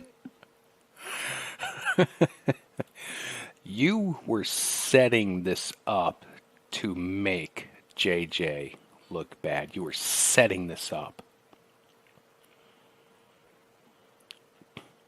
You don't say nothing here. You don't say nothing here. You don't say nothing here. You tell us to fuck off, basically, and then you don't say nothing here. You don't say nothing here. Nothing. You send a link short notice again. And the one time that we don't get back to you right away, it's time for us to go. You're the one not saying anything for a month.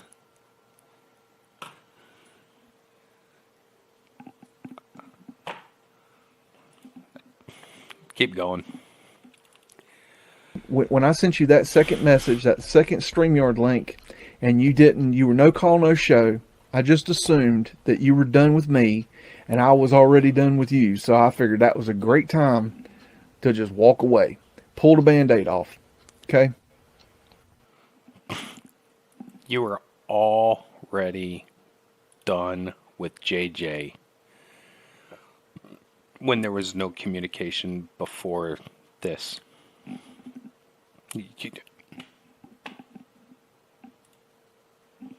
You assumed. You assumed, okay. Assumption is the mother of all fuck-ups. Assumption is the mother of all fuck-ups. Yeah. That's what happens when you assume. Just saying. And I felt like that they had just given up, and by not contacting me back after the second time of requesting them to come on the show, and I decided that was the key moment to let them go. There's your truth. So let me get this straight. You send short notice, and we're busy.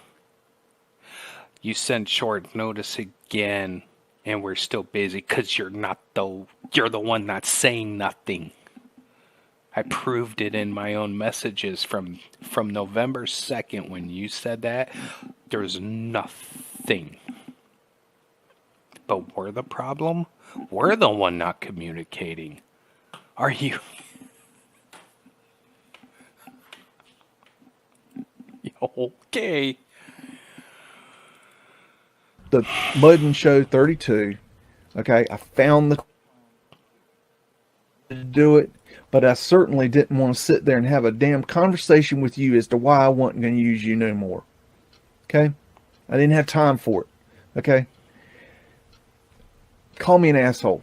That's fine. Doesn't bother me. Water off a duck's back. I ain't here for you to like me. I ain't here for you to like me.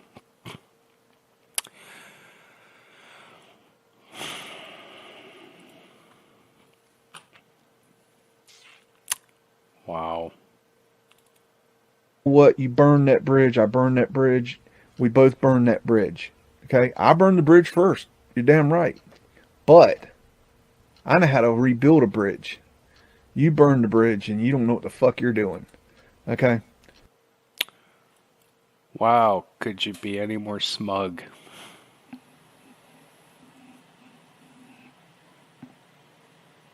Really? I hope you all understand this. He just said he burnt the bridge first. How did he burn the bridge first? By doing exactly what he did the way he did it. I hope you all can see that now. This was not JJ's doing. JJ wasn't even the problem from what I see. Because this, you let her go because she's a woman. Okay? You let her go because her research wasn't good enough? Well, we proved that was bull crap. You use other people, you gaslighted JJ, you ghost her. Yes, you did. I just proved your timeline of how you try to portray it is.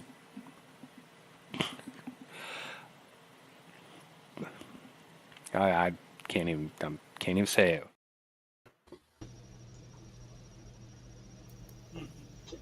All right, so I I ended it on my Crypto Alchemist stream, but I kept it going on my BurnEye, and then I also added that video part to my Facebook so that Facebook gets a replay of that part, and that on YouTube that I usually end it will sooner on Crypto Alchemist to encourage everybody to go over to the BurnEye and subscribe and watch on it to grow the smaller channel, as well as for YouTube's regulations.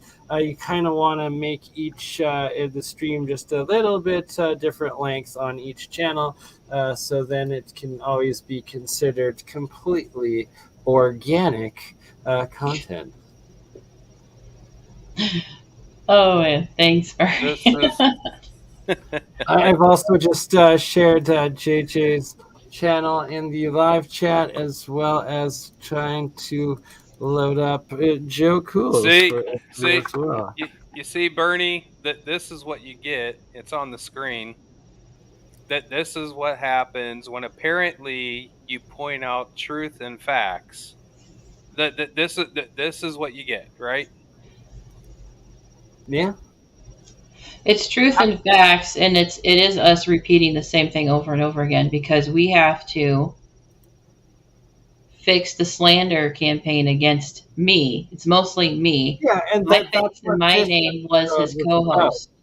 The next episode we'll be doing will be on star forts, on boots on the ground, and research alone research and stuff. doesn't right?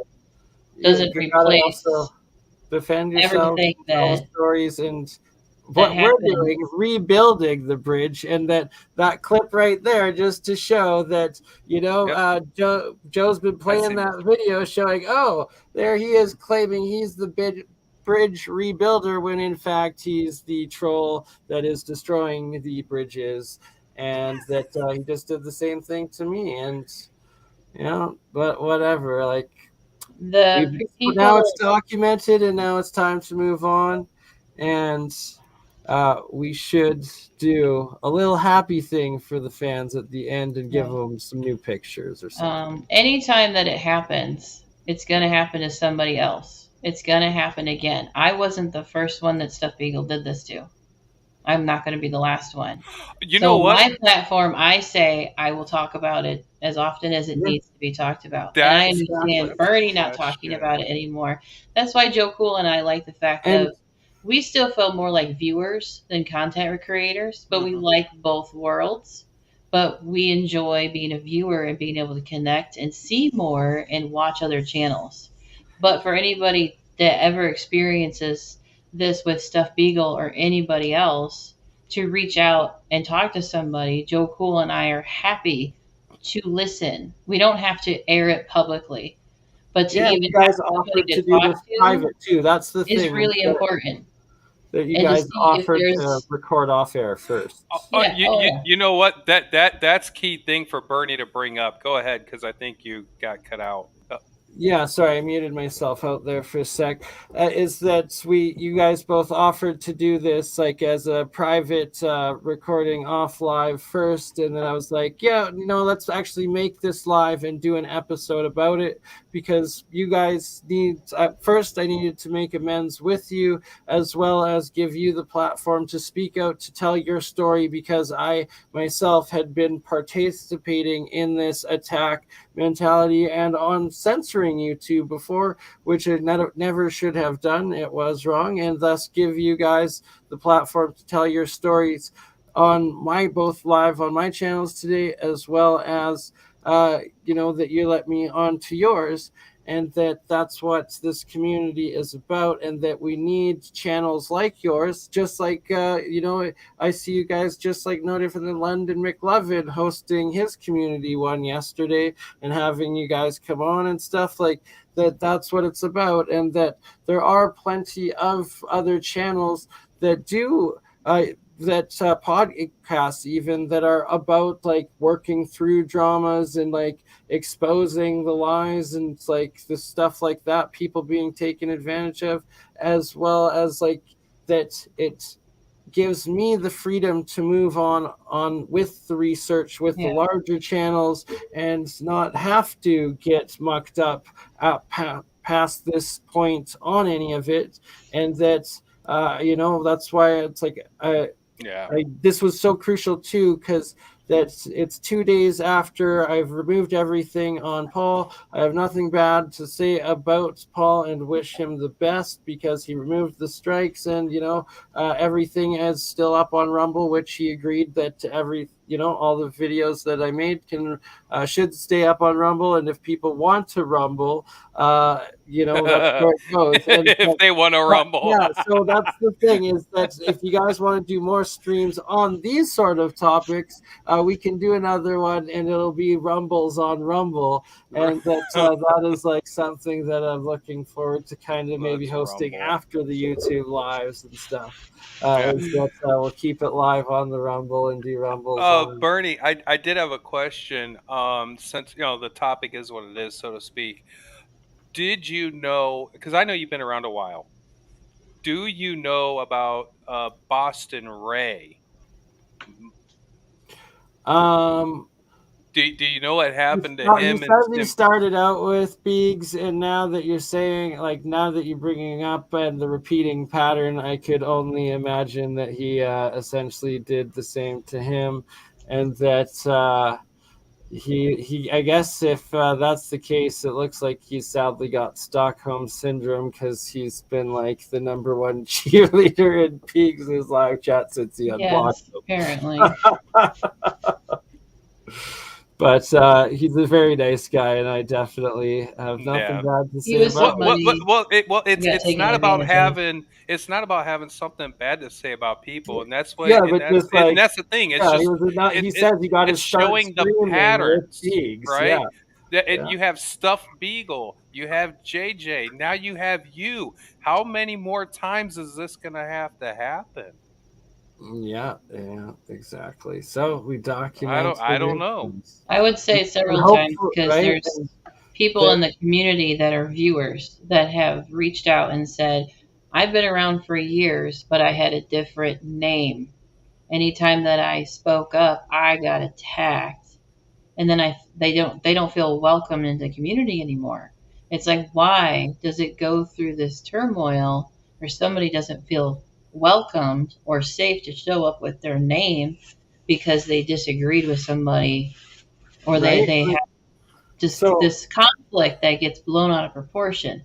But then you have people, like, as you explained, you were told one story and felt more connected as a friend to take their side to it, that I got portrayed in a certain way. And it wasn't just you guys and the team of channel creators. It's viewers, it's moderators that look at they me. Literally turn the community against you unjustly, and like it was unfair. And I had no idea how bad it was until once in a while, like, more and more viewers came out and go, so I finally watched your video. And I said, I leave it there for a reason. It takes time. If people want the community to heal, it takes time to accept that certain people are a problem and need to be held accountable. Yeah, their research might be great. I've said the entire time, like, I've never once asked you to take down like the streams you've made about me and like my bad behavior, and like I encourage you even to leave them up to keep me accountable to like both, and also to show like how far things can come, and that it's about healing, working forward, and putting differences aside, not constantly creating division, attacks, and blocking and trying to silence people and the communities, and all the ridiculous drama for views. Yeah, because it sucks when you're sitting there and you're watching a channel and someone comes in and starts to name call a channel creator in chat to stir shit up, and the channel creator feels like they need to block that person. If you're getting somebody not asking just a question, but you get blocked and peer pressured into it, like it was like the like. Can I ask you what happened with you and Knowledge? So why I got angry at him was because I tried to like go onto his channel and like comment with like a simple question on his work, and I thought it was a moderator of his that blocked me, and then he stated it was him that blocked me, and I was like, are you effing kidding me? Like, I go on, I like say smash the thumbs up, and then like try to ask a simple question, and you block me? Like, what? I don't like truthers that block people, and that it's like I was the biggest hypocrite by being part of that pack mentality that blocked you, and that is why it is so essential that any content creators that I have any influence over that still have JJ Organics and J Cool blocked should unblock them, because they are great people and it was completely unjust. But Bernie, this is for you on the screen. No, that was, oh my God. I timed out David M twice. Yeah, I saw that.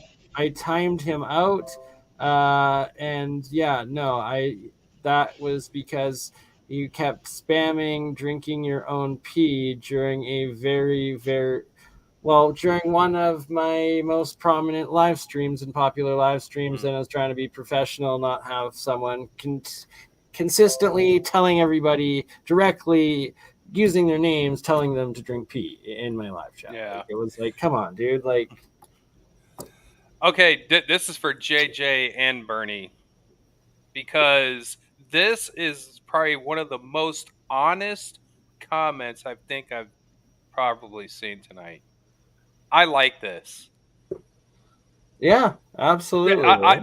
This I actually like, because they're just going, hey, I'm just looking at it from every angle, and there it is. You know, but that's still accountability in a way, just as well. Yeah, You know and what I mean? felt that way a year ago when I like that.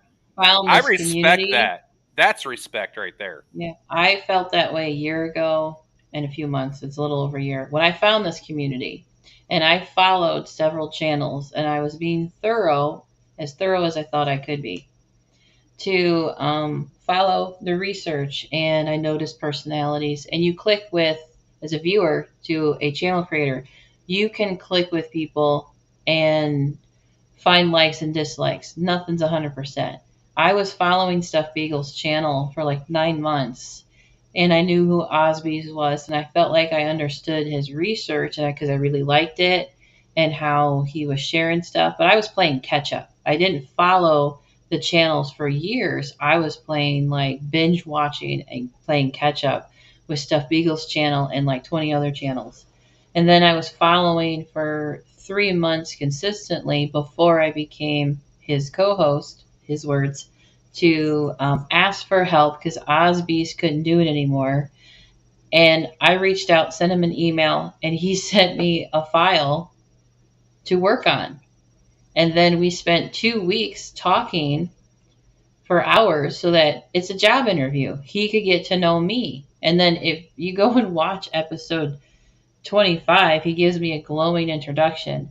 And then by the time my and like in our private chat, he was literally saying the exact opposite about you. Just like, they're so useless, they haven't done anything, they don't do anything, da, da, da, da. It's like, in fact, like, you guys were volunteering your volunteered. off. I roped him in. I roped Joe Cool in because I'm not tech savvy, but I felt like I could do the research and I could learn to do more, possibly with editing and sharing, and just, we were rolling with it. With Stuff Beagle said he wanted to do something different. And like, it takes a lot for, like, you know, to reach out, like, that you know what, probably your biggest show you have done so far was with, like, the combination of Woody, Dustin, and Ewar. And, you know, like, those are like, Ewar wasn't there. Those, what? Oh yeah, sorry, he wasn't there. No, I wasn't. Okay, sorry, my bad. Yeah. All right. Anyways, that's just those, like, they're my almost arch nemesis. But once again, it was like they were attacking me, but like the group I was with, and like I was being forced into this drama, and I don't even know. It's like, I felt like at the time, it was like October, to just be the Ewar Nichols drama was coming on the heels of all the Meltology drama, and I was just like, I'm so sick of this. That's exhausting. Drama, right? Huh? And that's Biggs again with the Meltology drama. I go, if that's his thing, it's his thing, but he needs supporters in going against it. And I'm like, if it's research against research, yes.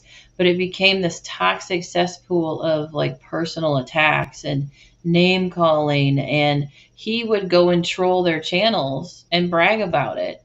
And I'm sitting here going like, that's gotta be exhausting. You need it. Like, this is before his big job, but apparently he still watches everybody and keeps track of everything. I'm sitting here going, that is fucking exhausting to troll people like that, because you are instigating the situation. Yeah, I'm it's actually more than just saying research fact. Glad to 1, 2, 3 to see who is who with it and just start working. This comment right here. All right, you Billy Hicks, you are Joe Cool. We are both Joe Cool. I'm trying to right read it. here.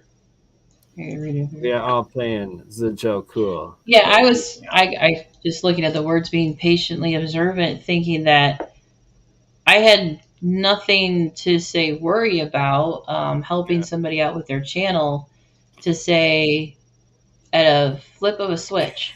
Okay. The flip of a switch. Okay, check this out, Bernie. Okay, let's say Bernie, your co-host was JJ Organics. Okay, I'm just gonna do this. Okay, and let's say you send her a file that has just I loads still of have the information. files. But I'm just saying, you send her the files full of loads of information. You say, okay, can you decipher this? Send it back to me. Cool. All right. Let's say she sends you this file back and it is just loaded with information. And then you go on and go, your information wasn't I'd be so good. pissed. I'd be but on the other hand, but it's weird because Beeg said that her research was lacking, and that's why he let her go. But on the other hand, he sits there and says, "You would give me these long, drawn out, freaking pieces of information, and I didn't have time to go through it. That's why episode material. Right. I'm sitting there going, being a script writer for me, making my shows. How dare you? That's why I'm sitting there going, it can't be both ways, dude. You can't sit there and say your research is lacking, but on the other hand, go, you give me these long, drawn out. Well, which is it? Is it lacking or it wasn't too much? Oh my gosh! See, no, you have to put this. You have to put Benton's comment up right now. Oh my God, Joe Cool, you got to put Benton. See, because that one. When I was saying you needed to challenge the other Joe Cool because he actually has 87,000 subscribers, so I was like, that's gotta be. But now Benton, and I take Benton's word seriously, he says the other one's intolerable. So in fact, I'm going with you being the real Joe Cool now. I don't know the other Joe Cool. I don't know enough. I don't know. Maybe there'll be a Joe Cool off. You'll both be cool. It'll be Joe Cool squared. Oh my goodness. But yeah, that's why I said that pink slip video was nothing but double standard, double talk throughout the whole thing. He would say one thing, but then turn around and go, it was too much. Yeah, and to clarify, but it's too much. I don't say clarify, but just say the video is still up, but it's on OdySee. Yeah. The video because he kind of cleaned up his YouTube channel. And then he got triggered again and started making more stuff. And obviously he's made some stuff tonight. I was the one that convinced him to remove all of his attack videos on you behind the scenes. So it's like, I was like, dude, just like try to end the drama and just get rid of just take them back for a bit and whatnot. And that then, he just decided he couldn't... leave it alone and kept making new ones about you. The community chat alone, where he must have put out 100 freaking... There's memes up right now. You go to Stuffed Beagle's community page right now. He's already got memes just loaded of JJ and you now, Bernie. He just fills it with it's like... who knows? It's just... It's the same. I ain't got rotation. time for that, and it's like that's why his streams suck and are boring, and why my streams are going to be absolutely epic again going forward. And I look forward to doing one, and probably the next one will be with Join the Technicians in the live chat right now. We will be planning a show with some real science, and Jeremiah is about as real deal as any inventor, engineer, electrician, genius in this world could be. So I like to appreciate any viewer like my chérie amour. Shout out She to has Mary, shared links to other channels to help expand even my horizon of looking at things. And Bernie, you were over there when I was in one-on-ones, and you're like, "What are you doing in this blasphemous feed?" That Right? comment Like, was you know, like, it was half funny. I know you were right, coming yeah, at the like, time, but it was half funny but because reflecting in retrospect, it's like I was actually like manipulated into this like ridiculous behavior of this pack mentality, and like that I would like it's love. not a genuine And reaction here's the every thing, time it was from the the first only. time, So and here's the every thing I have time to say it though. it That didn't seem like it was you. yeah, it And wasn't. we've all It was all been Beaks in this private group, and that then once he ended it, when like all the other creators were like kind of with me for the most part, I guess, and then I'll respect a portion that just wanted to stay out of it and fully respect that, but that like what Paul had done was wrong, and now that he was like attacking me, trying to get my channel taken down was wrong, and that the majority of that little community was in support of me, and clearly it was the opposite feeling of what Biggs had, of what side of that when somebody conflict. is So that's why controlling he another his narrative. control, instead of like letting it stay private and resolve itself, he deleted the group, preventing for this like private creator group, like communication and possible private resolution of it, in fact. And the control tactics of a toxic person will block communication and isolate the person that is the scapegoat. Yes, and exactly. Then control narratives to other people. So like someone said, this is like high school shit. Well, we're all adults in our 20s, Exactly. 30s, 40s, So and beyond. That high school shit doesn't go away. Adults doing the high school shit, right? That's the whole point of this. Is that toxicity from the person and calling them out for it and keeping them accountable or trying to keep them accountable. And then I have to stand up for myself, tell my story, and just let it sit there. And then somebody new comes along and says, new to me, I would say, I've been through the same thing, or I've experienced with the same person or other people in this community. Why is this a problem? And everybody keeps asking, why is this a problem? How do we heal from this? And it's accountability to the people who caused it. And sometimes it's so manipulative, you can't really figure out who caused it because they do so much behind the scenes shenanigans to cause the problem. That's why they say with arsonists, they set fire to the structure, they leave, but they come back with the crowd and they stand there and watch the destruction happen. Right? Yeah. And it's like, well, that's what they do. They have the background agenda, but they're also upfront. They're portrayed to be as a kind, caring, somewhat genuine person. I said, you can be a genuine asshole, but if you're not upfront about it, how would you know? And then you've got all this shit going on behind the scenes where you are playing people. If it happens out there in other departments of the world, it's happening here on this community, and it sucks to get played and to sit there and be like, I can't stand the fact that I just got so disrespected and disregarded, and then to talk about it because you're allowed to talk about it. Community of content creators turned against you for no reason. Honest, it's like it sucks because I knew it was Campbell, Cook, you, and I always feel like there's one or two more, but I was just barely getting to know you guys. But to be just written off, I was like, it absolutely sucks. So I even shared with some other viewers in my live stream of saying I had to go find other channels. I had to go I didn't want to leave because I liked the research, but I liked getting to know people. I liked this group of questioning things, but why was this toxicity taking over? And then I was just written off like I didn't exist anymore. So I was like, well, being disrespected and attacked, which is even worse. And it sucks to be attacked, and it sucks to start over.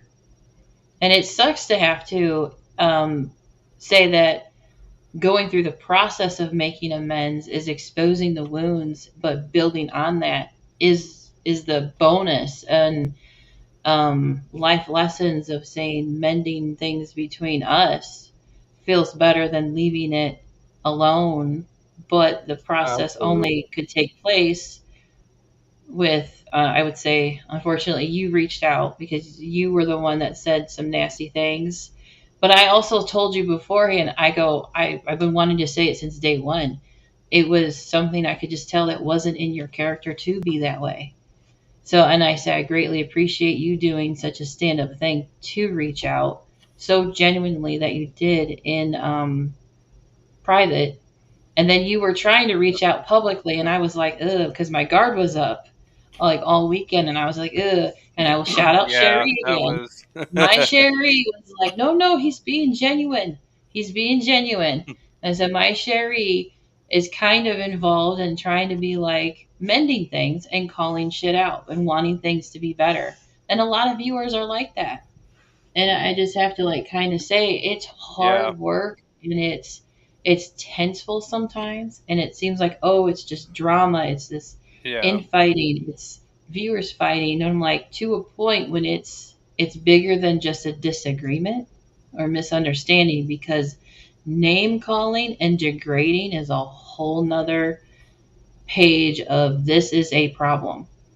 This is a problem. Yeah. The ironic thing is, again, you have viewers, right?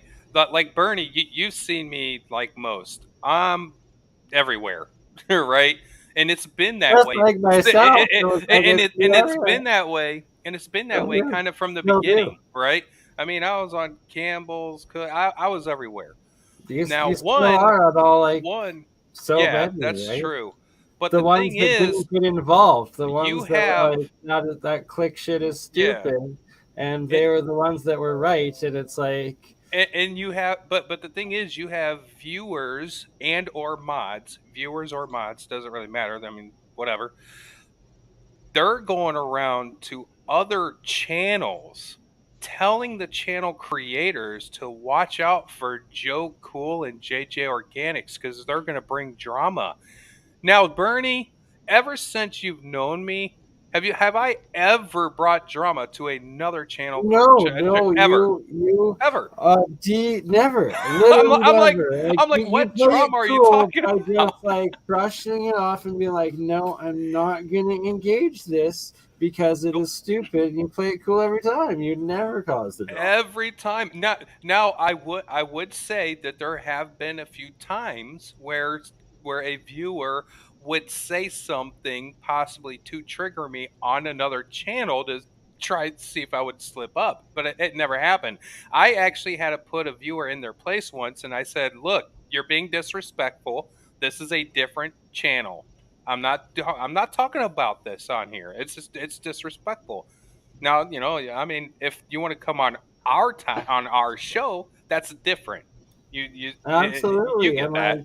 I gained the most respect for you, even though I was like in a triggered, hateful place at the time, being fueled on and encouraged by like the pack. But that still doesn't justify it. But that you do, and that I was angered that you were making it like a stream with my name in it, calling me a bully. But like, I had been mean to you and a bully in that day, and that's like you let me come on, and I was still a bully to you on that show. You called me a bully. And you came on. That I was a bully. In there, you came on. I honestly was but that you can experience the worst in someone, and then go from there to identify what the trigger was, what the problems were, and then take accountability of your own actions and apologize and make amends for your mistakes. And that's what this is.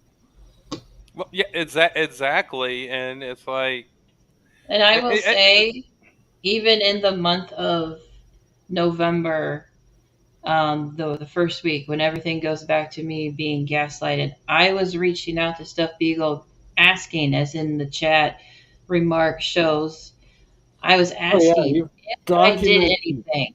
Can you please talk to me about it? Because And even if he wanted to you go in played the it other off direction like you were and being change things up, stalkers, claiming that you had done nothing and like all of this stuff, when in fact you were just being responsible content creators, following up on the work that you volunteered your time for to put together these episodes for him, that he then just all of a sudden shunned you, dropped you, and cut you. because those I streams, must apologize. there was sometimes 2 live streams a week. They were like, they weren't short. They were 4, 5, 6 hours.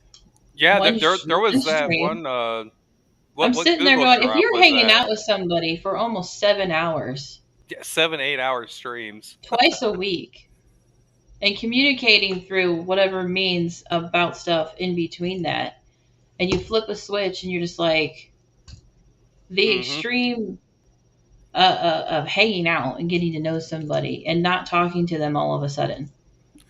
I'm like, there was trust and a connection, and even some viewers would say we had chemistry with each other because it felt like we were just You guys two were goofballs. doing a It good was show vibing. together. It was good. We're just two goofballs figuring it out.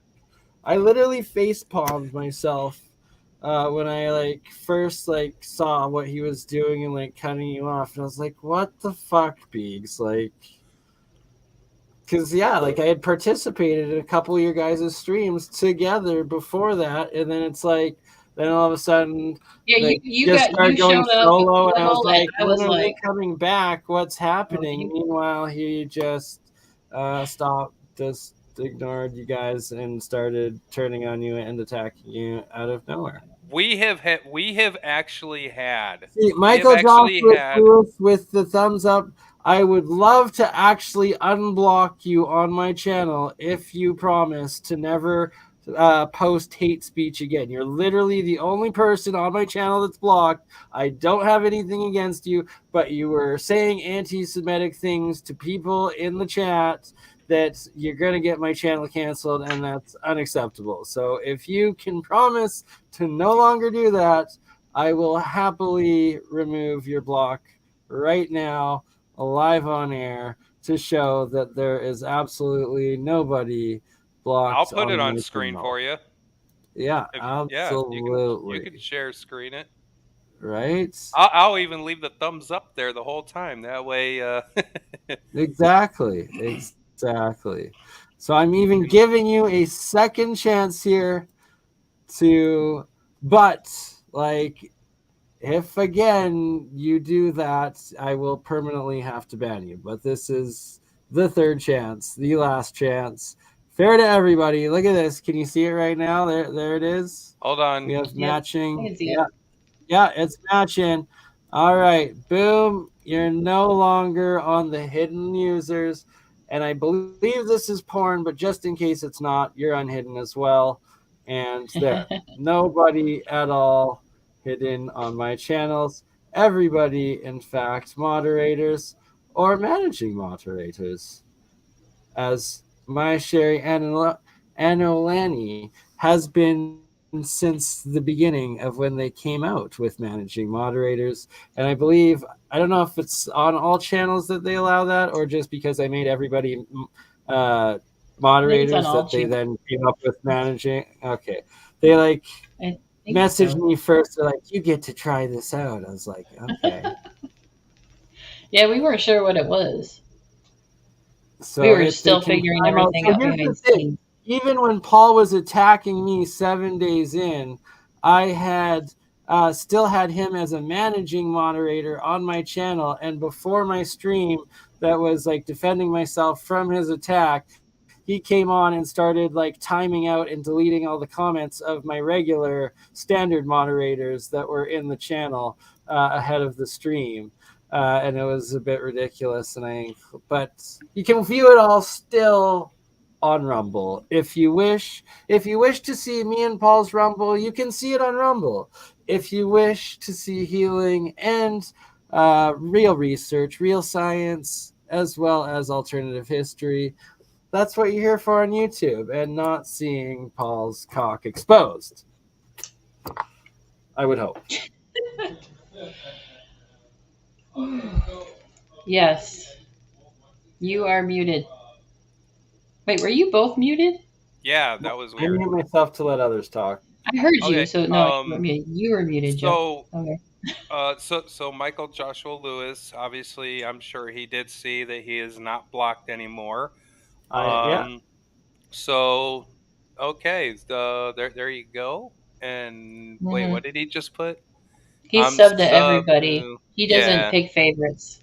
Which is which good, is fine. you know. Then, There's if nothing wrong I with was that. unjustly blocked you, it's good I unblocked you, and you will be able to prove it and be a community member, because that's what I'm saying. I don't like blocking anybody, so it's, if you just, made a mistake saying it once and whatnot, then you did Because not I will deserve that. also add that because you've been dealing with this for like a month, and in the last week, there's a party in the house. Look who's Shut here. up all night. Well, hi there.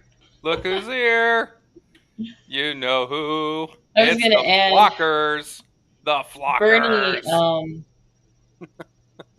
Bernie's Shout out energy. for Paul standing strong, and that's where I was like, Yeah. I'm being a hypocrite by blocking, encouraging the blockade on you two, because you guys are great people and you've done nothing wrong. And like I've showed at the start of this video, for any content creators that do have them blocked, how you can go and unblock them, because they're good people. I'm asking all mods to please post in Paul with the Flux link to his channel. That guy is amazing, awesome. Janice is in the house. You know what's up. He's still trying to understand Janice. It's adorable, actually. I've lived with Joe Cool, and he's like, so what's Janice? Who's Janice? What is Janice all about? My mom, the key bearer of for him. worlds. It's adorable watching somebody see something for the first time and try to figure it out. Okay, so check this out. Think of it this way, Bernie. Paul, what the flock, has now seen Bernie and Paul basically become friends, so to speak.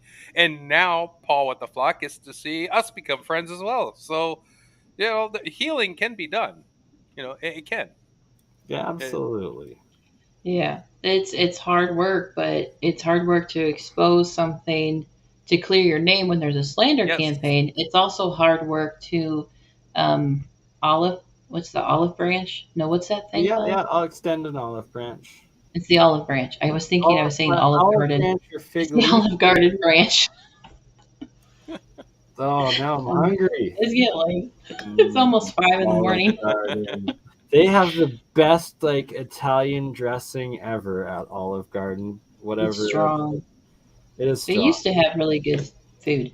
I wanted to point out that when a YouTube creator is going through shit, their energy is off. Their energy is I don't want to say paranoia, but they're frazzled. And Bernie, the last week or two, I've noticed that with you trying to deal with the Paul issue, because I caught wind of it, and then I would come over and I was trying to see what's going on, because it just happens through the community to catch wind that somebody's having a problem with somebody else. And then you were still trying to do your research and collaborations, but you looked exhausted. You looked haggard. I want to say haggard, but zombified almost. Because even Sherry was pointing it out, and some other people are like, what's going on? And it's stuff that eats away at you that you're trying to figure out and deal with. And when you're more isolated and there's no communication, to not bring it public like you were desperately asking for help, it's like it wears on you. The energy is there, that it's weighing on you. And my Cherie said, as soon as you got it off your shoulders, you were almost back to life, because we're not robots. I'm going to say that again. We're not robots, and we're emotions, and we're triggered to react and respond, and shit happens. There are people who feed on tormenting others. Yeah. And it's hard to find out who they are if they don't wear their I'm an asshole flag. proudly, or a shirt, say, wear that shirt. If you're an asshole, be upfront about it. Be a genuine asshole. You actually might get more respect for it. To be genuine with who you are, but to take advantage of other people, to sit there and, behind the scenes just mess with people, is that's what happened to me.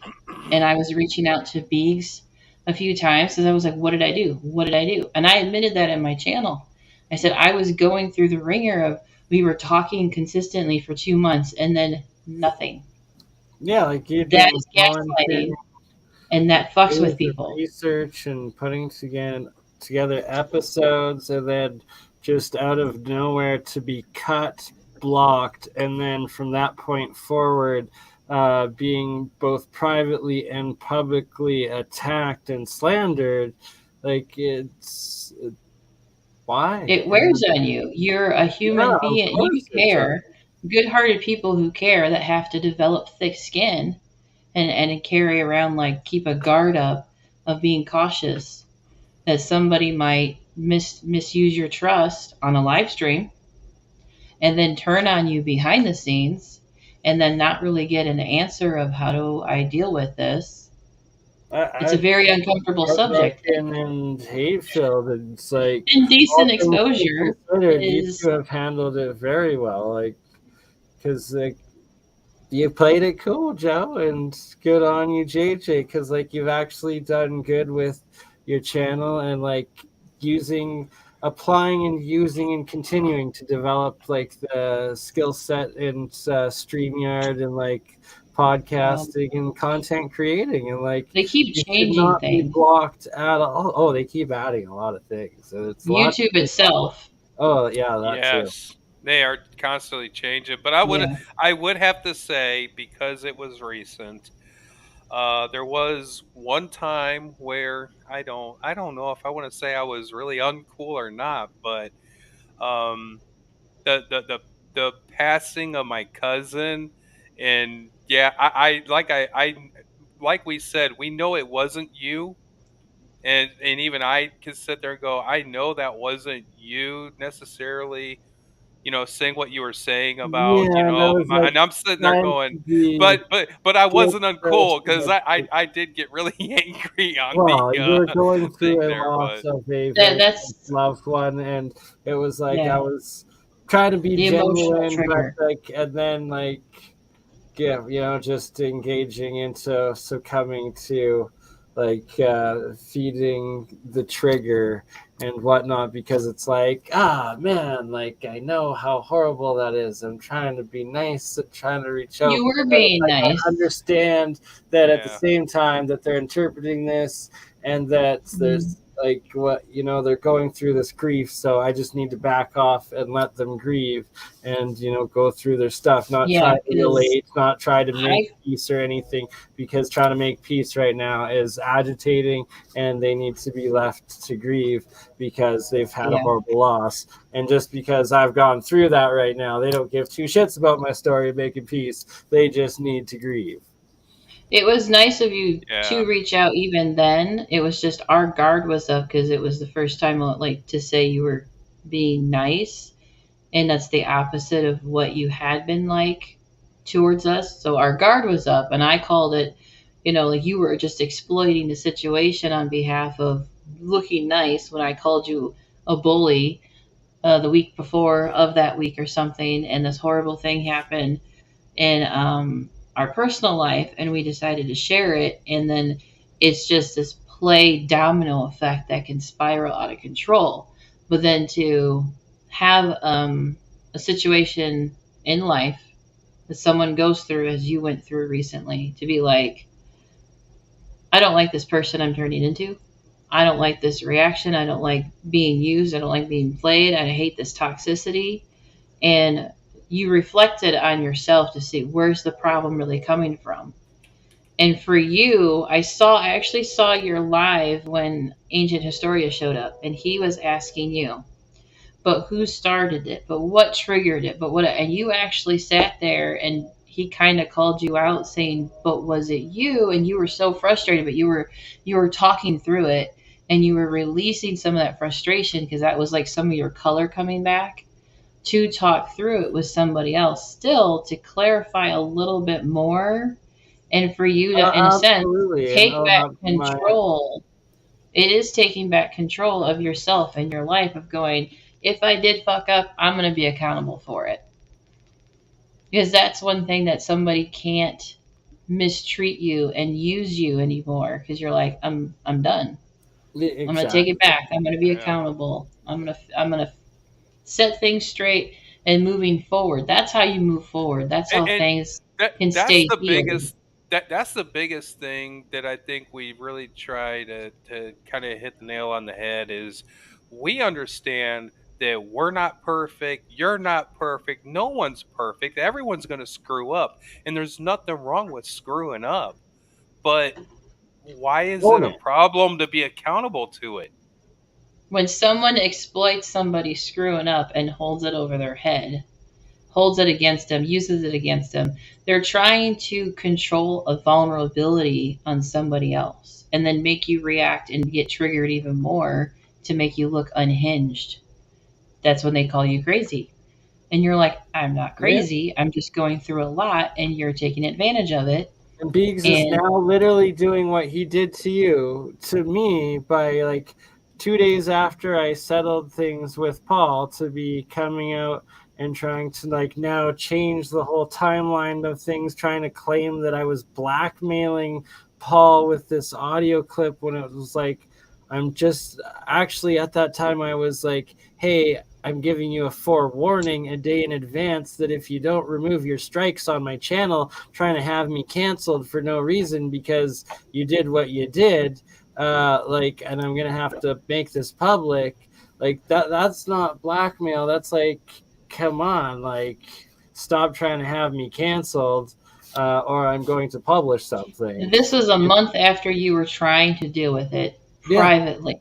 And however it wasn't dealt with privately pushes somebody over the edge, because I was trying to deal with my situation privately, and I was just like, you're pushed over the edge going, I am not going to be made to feel like I'm alone on this. This is a problem and I need to talk about it.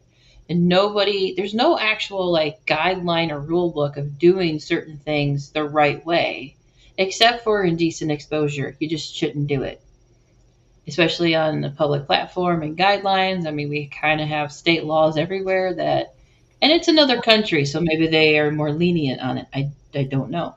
So the understanding of still being respectful on a live stream is still, you're not there for indecent exposure. You were there for research.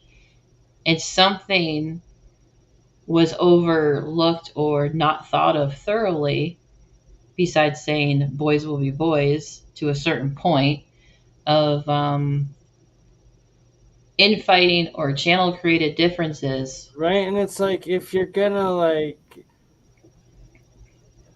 do something that belongs private, keep it private, and that he started publishing it everywhere, and then that it's like, and in fact you actually exposed yourself and risked all of these channels, and like that created a rift. Try to do research with you, and that created a rift in your friendship.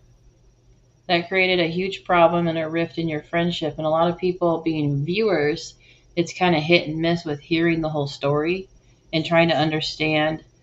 It's still a friendship. It's a connection. Viewers to a channel, there's a connection. Channel creators trying to work together behind the scenes, it's a connection, and that has to be built on trust. Something happened that violated that trust. And it makes anybody go, what do I do? What do I do? And not create and cause the drama or infighting as it was pinned on you, when if you didn't expose yourself, Paul exposed himself, and that is what created all of this problem. And you guys are dealing with it more privately again, is to say it works out, or you just kind of keep the peace and mind your own businesses of give it time. Things could get better, but other times it's like, I think it's just safer to stay away. That's my indication of story with certain people, because they are still very hostile towards me. And I don't speak ill of them. I just point out the facts when it happens over and over again. Right. So I know I do sound like Yeah. a broken record, but I also do know that it takes time for behaviors to change. Oh, you know what? I do want to throw this out there because, unfortunately, because of what it is, right, and the subject we're kind of talking about, which is essentially toxic behavior. That's really what it's about. Unfortunately, even after this ends, even after we're done, you know, we walk away, bridges built together, even though, you know, someone said, you have no idea how to build a bridge, but whatever. But the thing Who is, just destroyed one between me and him. right. But the thing is, we should be wise enough to understand that even when us three and the community walk away from here, we should all understand it's not gonna end. Because the toxic person, not us, but the toxic person, they're gonna continue It's been doing what exposed they're now. doing. Right, but at least we're exposing it. So the thing is, I think what JJ is basically bringing up is this. If we have to bring it up again later, we will. And the reason why, there's always brand new people coming to the community little bits at a time. Well, so and they don't know what's stop the going on. attacks, and it's that they haven't stopped the attacks. Like That too. Exactly. It's big specifically because 2 days now ago I ended my issues with Paul, and 2 days in a row Biggs is going on live, continues making drama out of it, continues talking lies about me, and it's like, what the fuck are you doing, dude? Like, we put this shit to rest, and now you've chosen to continue the drama? Now, like, the drama was settled. You haven't said anything in a month's time. And now that or in the week that it was like super drama, didn't say a goddamn thing publicly. And then now that it's gone to peaceful, you're going to come out and start talking shit 2 days in a row, spreading these lies. That is as parasitic, toxic shit as you can get. Yeah. And you know what? It goes back with the, how dare you, right? That's what they're doing. They're like, how dare you call me out? You started this, not me, right? Dare you, sir. How dare you? No, how dare you? No, how dare you? How dare you? No, how dare you? You dare condemn me? How dare you? How dare me when how dare you? He actually walked away laughing. That was because it's true. It's true though. Michael Joshua Lewis said, Loved a comment that Paul read on his channel backing you guys up. No, I have not heard anything about that. What? Well, yeah, he was just trying to bring. All he did was like include your video about me being a bully in his hate mail anti-BurnEye rant evidence against me thing. He didn't even play it or. From my stream or from McLovin's stream? No.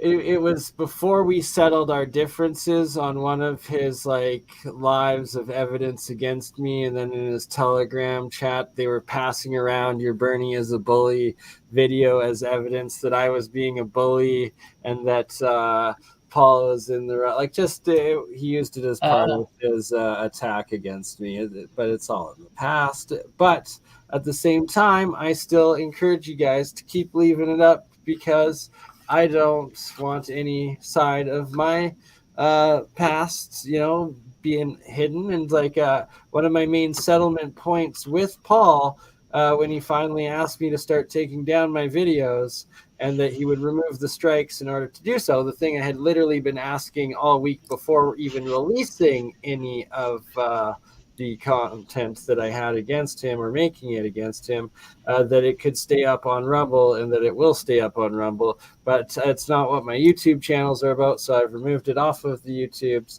but that I don't want, the good or the bad, and that, he looked up all of the shit he possibly could on me, and then he times it by like 3 or 5, and he kept losing, and I don't know. We're settled. I didn't do it. It wasn't about, we all lost. When the community fights, it's all losing, and drama is losing, and I'm glad we came to a settlement. And it's that Biggs is now, for some reason, still choosing to come forward and continue the drama now after it had been settled and after being silent the entire time. Bernie, this has your tag in it. Exposing the toxicity is not adding to the toxicity. This has Bernie's tag in it. Yeah, I see that, and could be, but I'm gonna give the piece a chance. Maybe it is part of a broader conspiracy, but I'm not gonna go that way. I'm just gonna, stick to the truth and the moving forward with Paul, because I have made a lot of great content with Paul in the past, and it sucks that we're probably not going to be making stuff in the future, but I wasn't planning on it if that bad behavior was going to continue. I always say there's always hope, just give it time. Exactly, and to ever come across red lines were crossed, boundaries were crossed, and that things needed to be established, and one way or the other, behavior. Yeah, that's the process of making amends, is that it takes time and to have private conversations. But some of this stuff is public because I've had to talk about it on my channel. You're out there. There is half of it like public. So part of like looking at going tonight, we wanted to talk privately to see how it actually went. And we're like all on the same page and understanding and coming to go, okay, well, we share it with the viewers because they need to see and understand the process of going, it can happen. You can extend the Olive Garden branch and make things come together and have breadsticks and salads and soup. So Bernie, what do you think of this? What do you think of this on screen, Bern? So I would say that take it as constructive criticism, that part of the community enjoys more just straight research, and that have other, keep the platform of podcasts of letting others, come on and speak about their mistreatments, and when documenting, when calling out people doing their wrongs, because that's needed, but do an equal amount of content and episodes on research, as that it's more, no matter what way it's perceived, you've overbalanced in the positive content compared to perceived that all you're about is drama, sort of thing, right? Well, yeah, because we hear this often, as usual, that all there is drama on JJ's channel. And I'm like, did you look? Because there's star forts, there's tunnels, more star forts. What are you talking about? There's all kinds of content on there. Yeah. I want to say talk about everything, even trying to expose the problems in the community. I've been heavily involved in one of the problems in the community, and I was made to look like the problem. I'm the problem to the people who are toxic, causing problems, because I'm exposing the toxic people that pin each other against each other. And I'm sitting here going, so-and-so pinned everybody against me for lack of communication, or I was even heard one time I was trying to take over his channel. I'm like, how the hell am I going to do that? Oh, wait. Here's the big one that you hear all the time, JJ. That is one choice. But you just didn't have to, man. That's just one of the choices, right? Man. That's one of the choices. And what happens when everyone walks away? Dreams, what? So,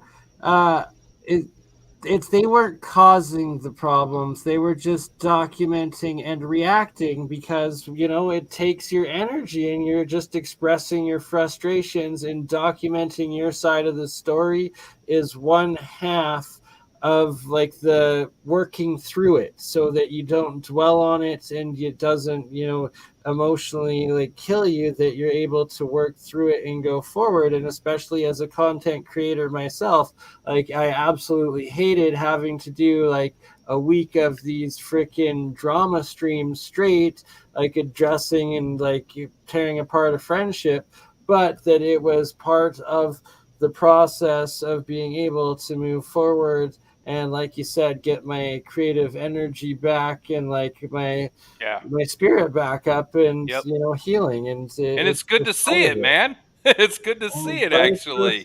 It really is, you know. As with, you know, as with like all you, both of you, and that's, you know, you've been able to heal even with the recent loss and all of the shit that you've been through in this community, and make the best out of the other half of the community, like Paul Knight, the Flock TV, who both didn't judge you and also stood up for you, and, you know, gave you the legs to continue being you guys and making something of it and being valuable community members, which we say 100% are. He didn't pick sides, like he didn't take our side, but he had reached out to us. And same with my Sherry and Nolani. Reaching out to get clarification and understanding, but he did not pick sides. But he also said he's been dealing with shit almost every 6 months, because there is a problem in the community. There is a pattern. If it's not this person, then it becomes this other person, but there is a connection to the main person. But there's a clique, like high school. There becomes a clique. They feed off each other, and there's the main arsonist, and then there's little fire burners, and what's that backdraft of just that's what tears through the community and causes more division, where there's going to be probably 2 main divisions, because you have the toxic people who do research, and you have the genuine good-hearted people that do research. And the toxic people, they're usually driven by jealousy of not having what someone else has, even if it doesn't seem like it's reasonable. But doing that research myself to understand that behavior, as I've heard some channels usually bitch about the fact that they're small and they want to be big. They want the numbers that John Levy has. Somebody small wants the numbers that Paul Cook has. And there's always some verbal smack and shade being thrown around. There's certain levels of toxicity, but it can cross a line, and he just carries on of just saying that it shouldn't be about the egos and the self-drama and dividing community and getting views through drama, but just completely to actually focus on the research. And because one thing I noticed this past month is that I've been on like 40 more channels. Besides the main channels, in the last 6 months, I've expanded and looked at so many other channels. Right? I have seen what I do so too. many. That's why I laughed. I was dumbfounded. I had seen so many familiar names and newer familiar names. I'm like, you got channel creators talking smack about other channel creators, but I'm sitting here going, you guys have no idea how many viewers you guys share, and you're sitting there talking shit about them, and that makes the viewer go, well, that's a bad taste in my mouth for hanging out with you. I liked you because of research, but you're over here sitting talking shit about somebody else that I also watch. This community there you is go, JJ. bigger. That comment's for you, JJ. What's with the truth, love, and light community, that thing? Turn the other cheek and always and forever. Yeah, it's a sign. The love and light, or one love, or I think there's genuine people out there that do want to be like a utopia. But to turn the other cheek is bend over and just take it willingly. The toxic all the time. people that snakes in the grass, wheats in the tares. You have the wolves in sheep's clothing. You have toxic people blending in with good people. And then they say, oh, turn the other cheek and just walk away. It's so that the toxic people can get away with their shit. I like Billy Hicks. So, you know what? You're the comments too. Right. It's almost like Bill Hicks, right? Phil McReal on London McLovin. Like, some people have some wisdom about them, and they should do podcasts and share. I would listen. Yeah, because I would be like, you know what, Billy, if you want to come on screen, bring it. I like. You guys should do an episode with Billy Hicks. 100%. I would. You know, it's love it. Yeah, there's always things that people are like inventions or the good intentions of helping others. Well, who comes along to take advantage of it and exploit it and make people pay for it? A toxic person. If you want to call it the government, education system, whatever alphabet soup department comes along and takes it advantage of and exploits it. Those are toxic people. To take something good and twist it and flip it in the sense of like paying for it when it should be there to help others. It's a manipulation tactic that just runs rampant no matter what social media platform is online, to going to the grocery store, going to the park, even to just going to work, or even dealing with family, whether it's a family reunion, a wedding, a funeral, or life. This situation is everywhere, and I get the comment of, because it's online, what does it matter? And I said, well, you're online to connect with people, so you tell me, why are you here? Yeah, right. If I didn't want to connect with people, I would have I'd leave it alone. I would leave social media alone, and half the time I do. I'm on Facebook and I'm on YouTube, and that's it. And I can't even deal with that half the time because I'm not tech savvy, and that overwhelms me. But then I see problems, and even our personal life leading up to the loss of Josh's cousin Jesse, our personal life was already taking a huge hit because Josh's family that we live 30 minutes from in Florida ostracized him with no explanation. So we were already hurting because this is his mom's family, and his mom's family has never acted this way, and we couldn't figure out why. So we were keeping ourselves in check with not bringing that to YouTube, but also realizing that we're human and things overlap. So it also leads up to the loss of losing his cousin. And this is the same family of certain family members in this family that ostracized him for no reason that even his mom can't explain. That just makes life suck. That there's toxic people doing shit, family included, trying to connect and have friendships even through online, and saying again, online is a social media platform. You can connect with people, just like going to the bar. What the whole world did over the last 2 years of lockdowns. That was like, oh God, that was just like, it's a horrible experiment to say a lot of people were tormented, have a lot of healing to do from that alone, because it's the big picture, it's a small picture. And it also brought everybody closer together online. It's a means to connect, as if it was a phone call back in the day, writing letters, any means of communication, even way back in the day. All you had was the newspaper, magazines. It was the watering hole at work or on Sunday after church.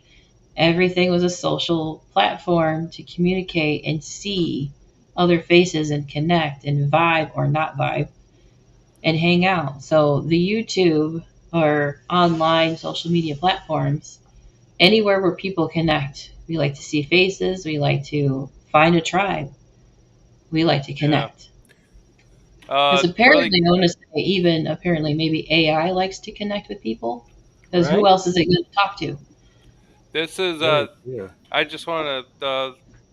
I'm not sure if everyone knows that this is actually streaming on JJ Organics channel, Joe Cool's channel, and BurnEye's, and that I want to say this is more JJ's mainstream, right?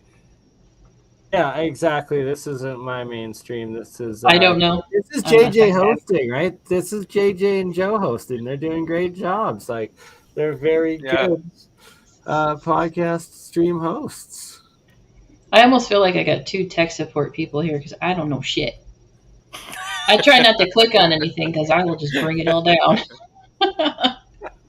I couldn't be more of AI's best friend because I'm like, I will just press the wrong button and I will bring it all down. So you don't want me near anything.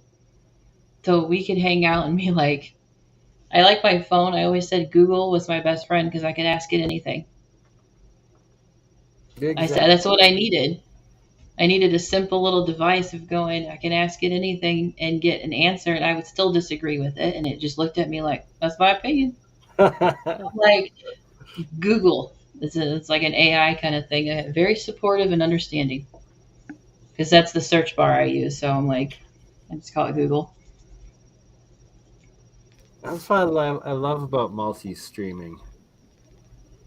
Attaboy, You do a Paul. lot. Look forward to your next video, good sir. They're always epic. And You do a lot. I want to say you do Morgan. and know a lot of shit. I don't know how you do it from your computer and then hop on your phone. Right, and I have a couple. I usually have 2 laptops running it. Plus, You have got to be the most busiest guy, I swear. when it comes to just being so involved right, like with I'm the on community, a man. lot of channels. I and, mean, like, I it's know like I'm out losing there, a but few in one man, community, it's like, whatever. Like it's actually maybe 10%. Like, say if I were to lose Campbell, Paul, and Biggs, like the especially just those 3 together, it's like that might be 10% of like the overall subscription numbers of other channels that I'm on. Like, if not even, like, I don't know. But yeah, it's about networking with as many communities as possible, and like doing good research and sharing good research and experiment science and trying to figure out what's actually going on in this realm that we all live in and interact in. And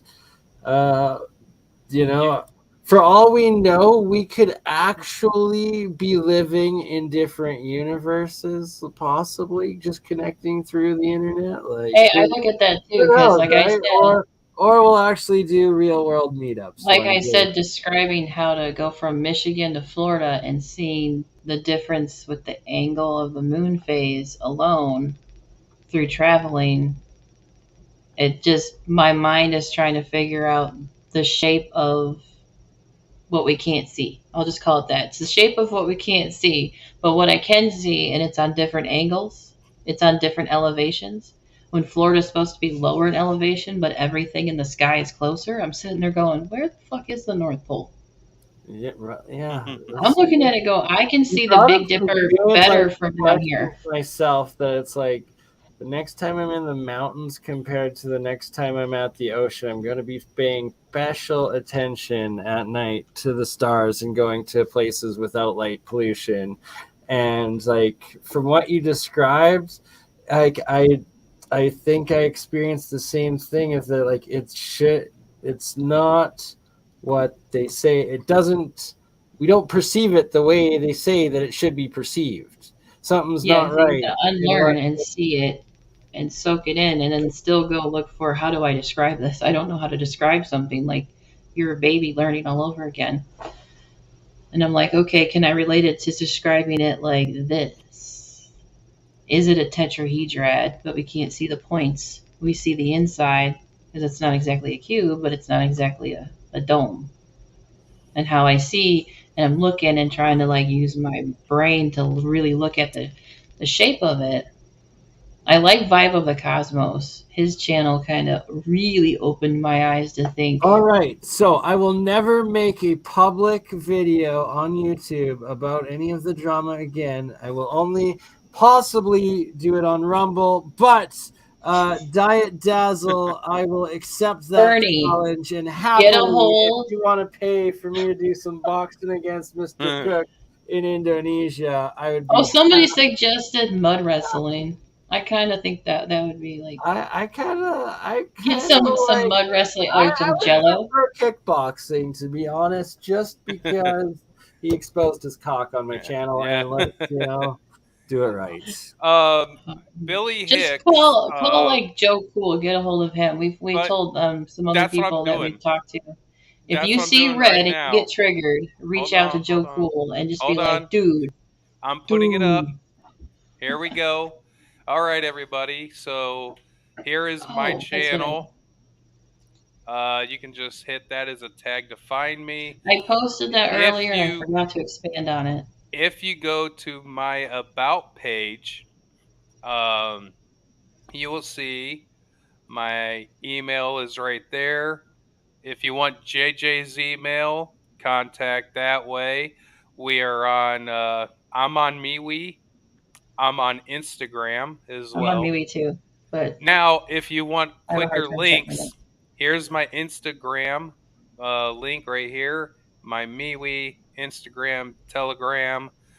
So if you want to get a hold of me, get a hold of me. Or, like I said, get a hold of JJ if you want to talk to her just as well.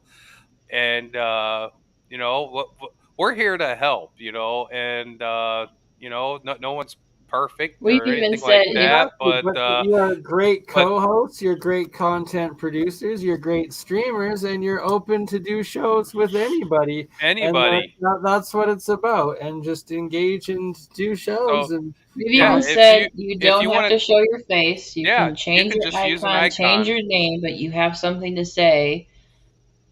You can say it. We'll come up and say it. Obviously, there are certain lines of being like obscene, of saying. Yeah, if you could be mature, obviously, to expressing to difficulties. I hate to say, just going. If you're going to just be all out racist, I can't help you. If you have misunderstandings and think that something's getting carried away in such like Bernie's similar situation or my situation of there seems to be a miscommunication, a misunderstanding, or just throwing shade, I go to have a platform to say, kind of like call-ins. If you want to call in but you want to be anonymous, we're fine with that. If we start doing like live streams, call in, change your name, icon, whatever, and just speak your mind of trying to understand a misunderstanding or toxicity in itself. Toxicity is not a misunderstanding. No. It seems that way from somebody like I was sitting there in November going, what the fuck happened? What did I do? To, oh, okay, he's a toxic person. He gets off on it. He control tactics. Like, it's a devil's playground. He's just one of the minions. Okay. That's what they do. They cause chaos. Right? And that for those that, when you make your sin, you repent, you own it, and you make up and make do and make peace. And that's what this whole stream was about. Oh my God, it is 3:20 a.m. here. Where you guys are in Florida? Yeah, it's about 5:20 in the morning. Oh my God. All right. Well, we've been up all night. Over 3 hours. We have exposed it all in such a good way. You can sleep good tonight. And that's the main reason why I wanted to at least get the truth clips of him claiming and just going, no, it did not go down. The calendar, everything that was put out there, just he everything he did was wrong. Just there's no other way to put it. He lied. Lies. And what he did to you, now he's doing exactly the same to me.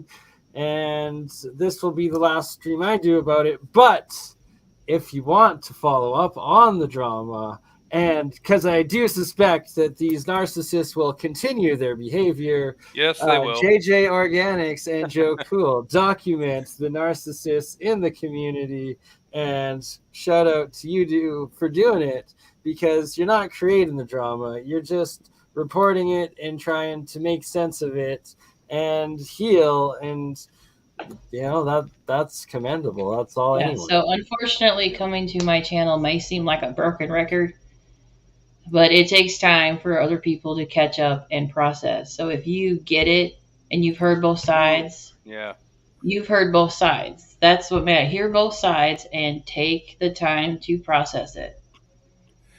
Yeah, again, that's another issue with we have found with a lot of viewers and or mods, is they say, I don't want to go look, I don't care to go look, I'm just going to basically take their side.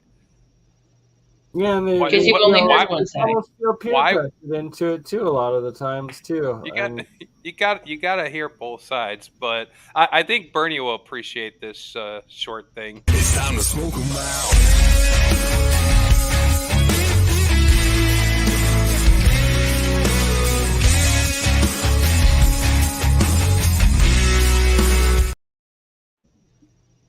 I like that. I wish it was longer almost. The song is longer. I did the song with a different video. That's my. I think it is a royalty-free song that I found. It might be. It might be, because that's what I kept looking for, was royalty-free songs. Yes, you win 10:20 a.m., Mr. Paul.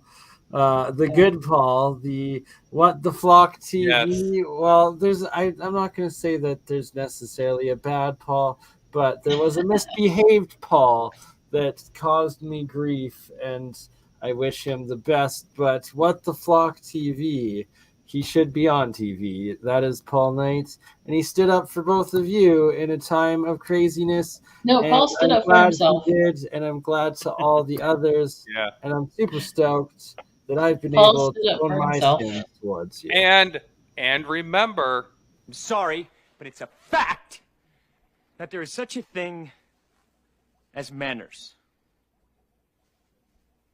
A way of treating people. That's what we're trying to bring back, or unfortunately, it's sad to say, we're trying to bring it back to the community. I haven't even been around that long to say it was a problem for the last 5 years. Trying to establish a community with these values, right? To say, I'm bringing it up. We're bringing it up. We would like to keep it outweighing the negative. But it seems like the negative is really squishing down on the positive. So. Right, and that was one of my main reasons, was like, there's got to be a standard with this community, and that someone should be able to stand up and not expose themselves, and that you should be able to watch a YouTube program where you know that someone can stand up without exposing themselves. Everybody's got their own story of worry that is going on in one of the squares of your stream. Paul from What the Flock said he'll stand up. All right. So, I think we're good to kind of let this one end. Absolutely. Bernie, again, thanks for reaching out. It's been a pleasure.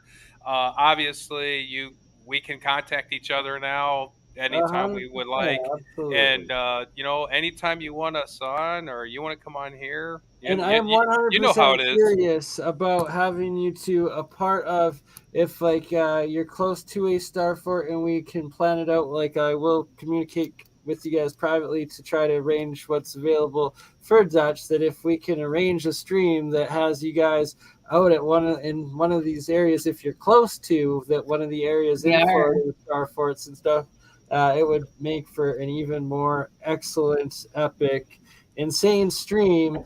And I'm sure he would then replay it on his channel and, help you guys boost as real teams do. And that's what it's all about, is team building and rewarding good work and, building a community of real research. We're actually kind of next to one of the more interesting ones in Florida. That is, technically there's 2, but you need the ferry boat to get to the other one, but it's only like half a mile off from one. Right, so we'll start with the close one, and then we'll have to do a follow-up episode. Do a ferry boat live. Get you guys the boat to do it or something. We'll get you guys scuba dive. Who knows? But doing that. That's what I'm about. Building bigger things and doing epic things, exploring things. Absolutely. Yeah. Exactly. All right. Well, I'm gonna play the outro here, and you're gonna love this one. Trust me. Stick around, everybody. Thanks, everybody. Thanks, Bernie. Thank you. Thanks again, Bernie. We'll catch y'all in another episode. Yes, you will.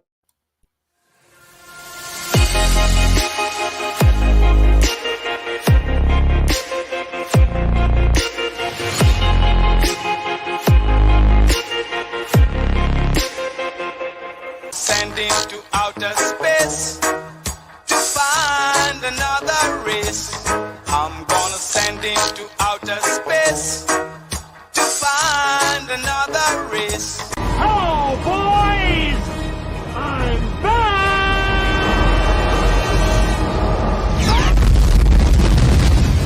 Wow, it's happening! I said, what? Yeah! I said, what? I said, yeah! I said, what? I said, yeah! I said, no! I said, no! I said, what? I said, yeah! I said, what? I said, yeah! I said, what? I said, yeah! The building is on fire! Don't ask questions. Don't ask questions. Don't ask questions.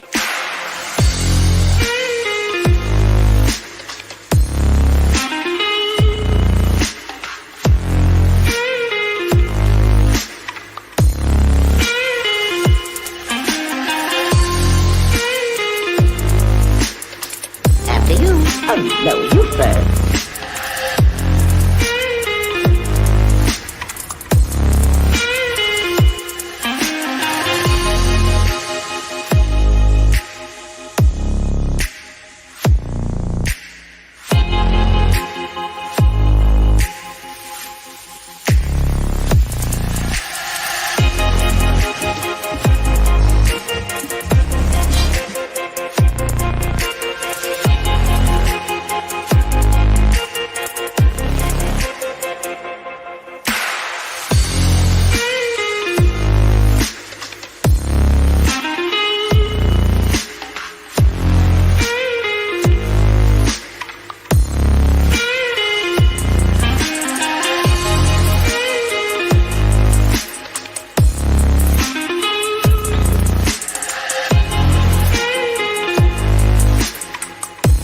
When you tell somebody something, it depends on what part of the United States you're standing in as to just how dumb you are.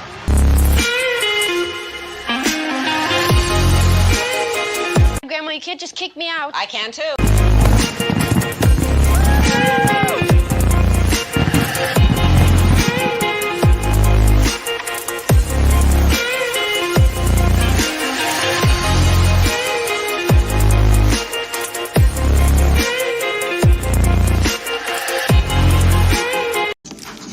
If I'm not back in 5 minutes, just wait longer. Quick, change the channel. Hold up. Hey.